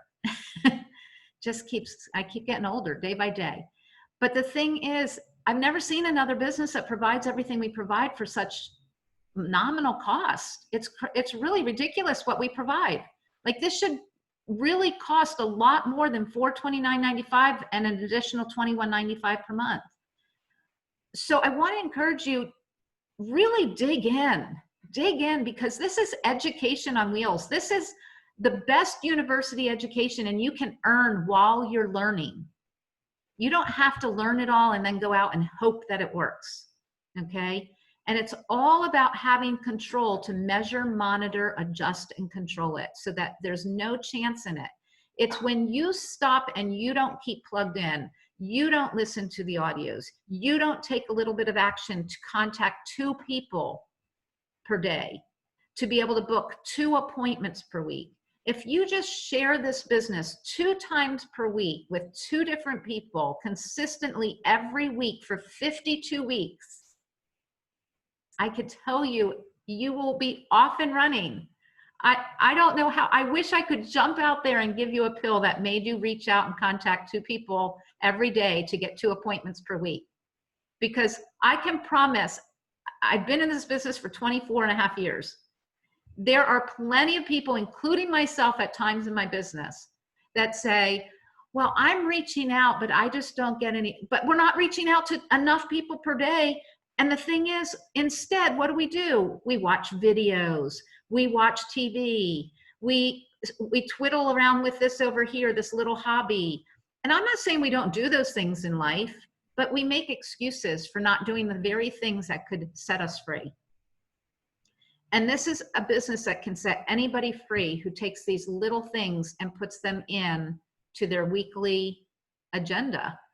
And that's all it is. It's adding these little things into your weekly agenda so people keep leading to people and never trying to get people on board, doing the trial run, making sure that they're making their decisions and they're showing you, just like you showed somebody to be here today. We have all, each one of us has shown somebody that we were worthy of the business. So the idea is that you start creating a team. You've got your sponsor, then you. Then we start creating a team with the A level. This is why it's called ABCs. And then you and your A people start leading to the next person of the B person. And then B person leads to somebody with a C person. And as you are doing these part 1s, part 2s, and you're joining the Monday night team call and having discussions about the tweaks and the little things, the nooks and crannies of everything, we start getting to a point, just like I said at the beginning, the next basic 5, some of you are going to be teaching that, because as executive coordinators and above, you should be teaching this on a regular basis to your team. And your team is never just who you personally sponsor. That's the beauty of 100% of 100% of 100% to infinity. Your team is anyone who is in your organization. Almost every single one of you on this call today has somebody on your team, whether you sponsored them or not. It never unfolds perfectly, ever, ever, ever, but it duplicates through go nows. So always make sure that you are reaching out to help people become a go now, meaning they're mastering the basic 5. That's all a go now is. It's somebody that's mastering the basic 5, everything we taught today. Starts from the bottom up, not the top down. Light the fire at the bottom. Use and share the products. Maintain that 10 customers ordering 40 BV per month. Show the business plan twice a week. Continue to work the ABC pattern. Personally sponsor or strive to sponsor 2 new business partners per quarter, or even one. Just set a goal for something and achieve your Master on Franchise Owner program or quarterly. Attend a minimum of 1 training per month. Congratulations, you're all here, and thank you for sticking with us, okay? Attend the international conventions or world conferences annually, okay? Duplicate by buying and selling tickets to the current and new team members, and then continue to communicate and work with the team. I'm not going to go through these because this is exactly what we've already gone through all day. This is your basic 5 checklist. All these are on the checklist of what we need to do. This is what we dive into every Monday night to get better and better at the pieces of this. So these are the weekly habits that you're going to work on. It's everything we've talked about: to do the evaluation approach, to be a product of the product, to show the plan to 2 or more people per week, to sell tickets to the next event to a prospect, and to measure, monitor, adjust, and control so that you can have a team. Okay? That's really all it is. And JR says, lead by example. You must succeed so others can realize their dreams. And so with that, I am going to close the share because that is the end of the PowerPoint, and get back to see all of your faces. And one, I just want to say thank you for sticking with us. I know we were 20 minutes over. We didn't do too bad. No. And so we're going to stick around here. I want to make sure that your questions get answered. If it's not a question we can answer today, or we need to take it off onto a one-on-one conversation, we will do that. Okay, there we go. But feel free to unmute and ask any questions or anything that you have related to any of the material we went over today, or just say, I would like to have a conversation with you about, and we'll make sure that gets booked. And now is when everyone goes quiet. I have a question, I guess. Go ahead. How do I get a link? For instance, someone's interested in a product, and I'm going to say, okay, let me send you the link, and it goes right to my area. Is there something that somehow I can do that? So I'm just going to send them a link on a text or whatever. They get in, and they can get into the product under my site. Yes. So you might, and I know everybody walks away at certain times to go to the bathroom. So we did go over that, and you probably missed that slide. There is a link at the bottom of every product page that, and I wish I could pull it up. You can do a screen share. I can do a screen share. Let me just do that. That would be easier. I do want to go over this because, Joe, this is a really good question. Even though we went over it. No, I know that one. I know that part. I mean, someone is unfamiliar with any of the sites. I'm just going to send them a link and say, listen, if you want to look at the essentials, you want to look at these things, just go on this link and it goes directly to my site. Is that possible? Gotcha. So not necessarily a direct page. Not about a certain product, about all, to get into the site. So just in general. So yes, so what we recommend is, and we kind of talked about this the other week, what we recommend is when you start, everybody's got a shop.com / whatever you named it site. And then Joe, you also have a nutrimetrics.com / what we named it. Okay. So you have two sites you're kind of working with. So like we talked about, if you're sending a patient to your Nutrimetrics site, you're going to send them to nutrimetrics.com / what was it? Charlotte, help me out. Doctor's Wellness. Doctor's Wellness. Right. Okay. If you're sending them to your shop.com site, you're going to send them to shop.com / Doctor's Wellness. However, we do recommend that we all buy a domain name, because when all of us have shop.com / something, if somebody types in the wrong letter, it's not really branding you, and they could land on the wrong site. So we always say brand yourself and come up with a domain name. So a domain name for us, we are orlampa.com. Our business name is Orlampa Enterprises Incorporated. We own orlampahealth.com, that goes to our Nutrimetrics site, and we own orlampa.com, that goes to our shop.com site. You can buy domains for any of your sites that you get, but we never give out. Like, I never tell somebody, go to shop.com / Orlampa.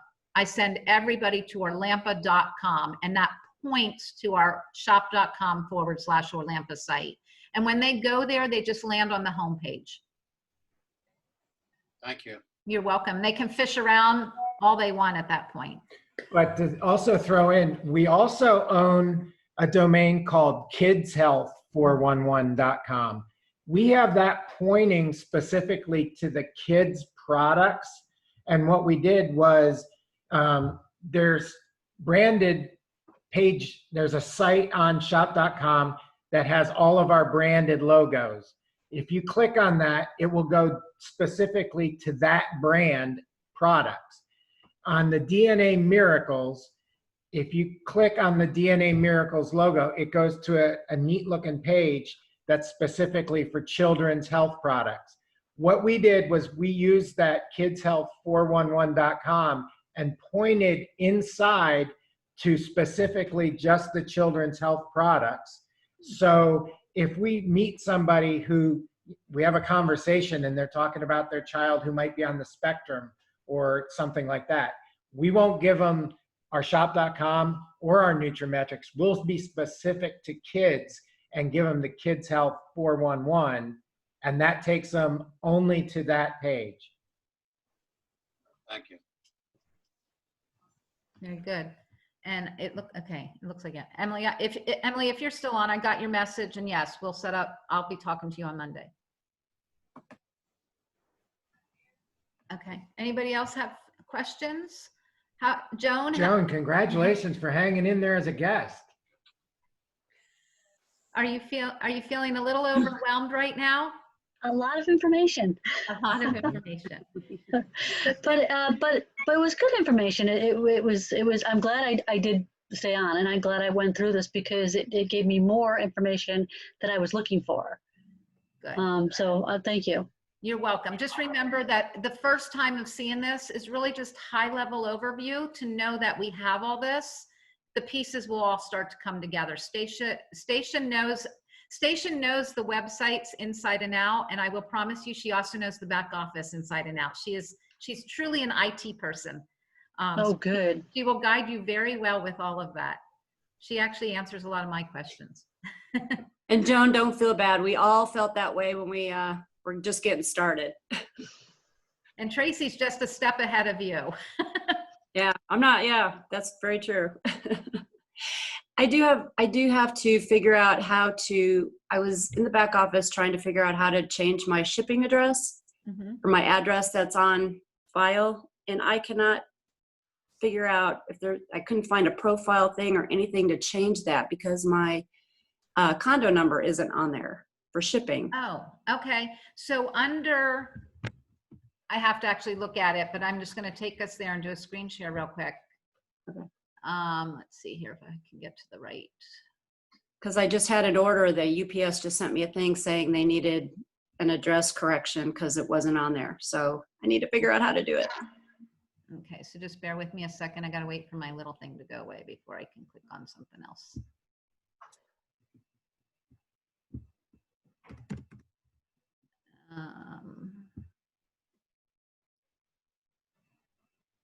All right, so in your back office, under my account, Yeah. I think it's under my services. No, hold on, account settings. Unfranchised owner profile. Okay. Okay, and when you go into your profile, that's where you can change your address in here. Hold on, yours is gonna look a little different because I have Nutrimetrics. Right. But if I get down here, there it There is. you go. There it is. Okay. I was searching around and I guess I missed that, but okay, great. Thank you. You're welcome. Anybody else have any questions? I have no questions, but I have to go. I have a 3 o'clock appointment. Go for it. Thanks for being with us. I hope you picked up another nugget or two. Always pick up nuggets. Thank you. Everyone have a great afternoon. You Bye. too. Great day. Thank you. Anybody else have questions? We'll stick around. Harry, you got a question? Well, mainly just I like information, and so I guess it sounds like there's tons of nightly meetings going on, and then there's the locals, and I don't feel like I'm as plugged in as I could be on some of that. So any information of email or texting would be great. That's all. Okay, so Yeah. I actually wanted to go over this, but because I was so short, I didn't look down at my note paper ever. I wanted to give you guys kind of what the schedule is, because it took us a while to get into this whole groove of online, but we kind of have a schedule going now, which is nice. So there's a rhythm to it. So every Monday night we have our team meeting at 8:30. Occasionally there might be something going on a Monday night, that somebody might be doing an online event or whatever. And if so, then we'll just send that out that it's available. And when I say 8:30, that's Eastern time. And then on Tuesday nights, every Tuesday night, the Southeast region, and again, some of you are in other regions of the country and there might be things available to you. I'm just telling you because most of you are plugged into the Southeast region because that's where most of our activity is. And we're well connected there. So we know what's going on. We know who's speaking. We know a lot of what's going on. The Southeast region has committed to doing a UBP, an unfranchised business presentation, every Tuesday night at 7:30. So every Tuesday night at 7:30, there is somebody showing the business presentation on the link. So if you would like that, I'm not sending that out every week, but if you want to plug into that, all you have to do is ask me for the link and I will be happy to send that to you. And then once you have it, I believe it's the same link every Tuesday night. Okay. Okay. And then August 22nd, so that would be next Saturday? No, two Saturdays from today. August 22nd, there is a online seminar, so a business training seminar that's similar to Basic 5, but you start to get a little bit more flavor of stories. So instead of going through all the details of what we went through today, you get more stories related to those details that help you to build. Trina Madero is doing that seminar on August 22nd, and she's actually from Lynn and Walter's area. She's from Phoenix. And she is doing, that is actually the Southeast seminar, but she's doing that on August 22nd. Tickets are $15. And if you would like the link to be able to register for that, just again, let us know. I'm not sending all of these out. And the only reason I don't is because like Charlotte's in Virginia, you usually attend the Mideast things. Same with Harry. But if your schedule doesn't allow you to attend that, you guys can plug into anything. I mean, honestly, you're allowed to plug into anything on Zoom. Then we have an international from September 11th to the 13th. And then mark your calendars. The next Southeast seminar is October 17th. And then we are having all of our regionals, and I say all of our regionals. Stacia, what region is she in? North. Do you know what region you're a part of, Stacia? No, you've told me. I keep forgetting. Okay, thank you, Dylan. I will talk to you later. Contact me when you get a chance. I think. Northern. I think you're in the northern. I have to check, but I'm not 100% sure. But the Northeast, the Mideast, and the Southeast, and it might even be the northern, I'm not sure, are all coming together. And instead of each of us having a regional, because we would normally do it in person. So instead of each of us having a regional on a different weekend, it didn't make sense to do that with us being online. So we're doing an online regional combined with all of the different regions, and that will be November 21st and 22nd. That's great. Yeah. So we're going to get the Huge. benefit. That's huge because you're going to get the benefit of so many different speakers, just like international convention. So again, we work from event to event. You've got international convention. You've got some smaller seminars coming. Then you have international convention. Then you'll have smaller seminars, and then you'll have regionals. She's the southern region. Oh, wow. Okay. So Stacia, you're in the southern region. But here's the thing, you can still plug into this combined regional. And the reason I'm saying that, you guys, is because from now till international, there's no reason that each of us couldn't have another 1 to 2 to 3 people online with us at that to evaluate this. That would grow your business substantially. And then moving in before the holidays, how many people, set your goals, like start setting your goals and writing them down. How many people would you like to attend regional with you? You don't have to physically be together. You don't even have to like being with people. Those of you who just laughed, you're all my introverts. You're welcome, iPad, Tracy. Is that Tracy? Yes. Yes. That's me. You're welcome. You're welcome. Thanks for joining us today. Let me know if I can help with anything. Okay, the reason why I haven't been attending Mondays is I've been working Sunday, Monday, Tuesday, so that's why I've been unable to get on. But That's okay. They are recorded, as you know. that is true. Thank you. You're welcome. Have a good weekend. You too. Bye. Bye, Pip. Bye. Any other questions before we head out for the day? No? This was great. Thank you. You're welcome. Yes, thank you. You're up next. So Laura and Charlotte, start planning your next basic 5. Thank you.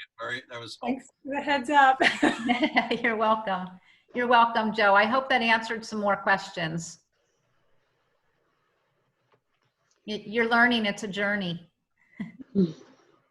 Thank you, everyone. Have a good day. You're Bye. welcome. Everybody have a good day. Have a good weekend, and we'll see you on Monday. Thanks, Pip. Thank you. Bye-bye.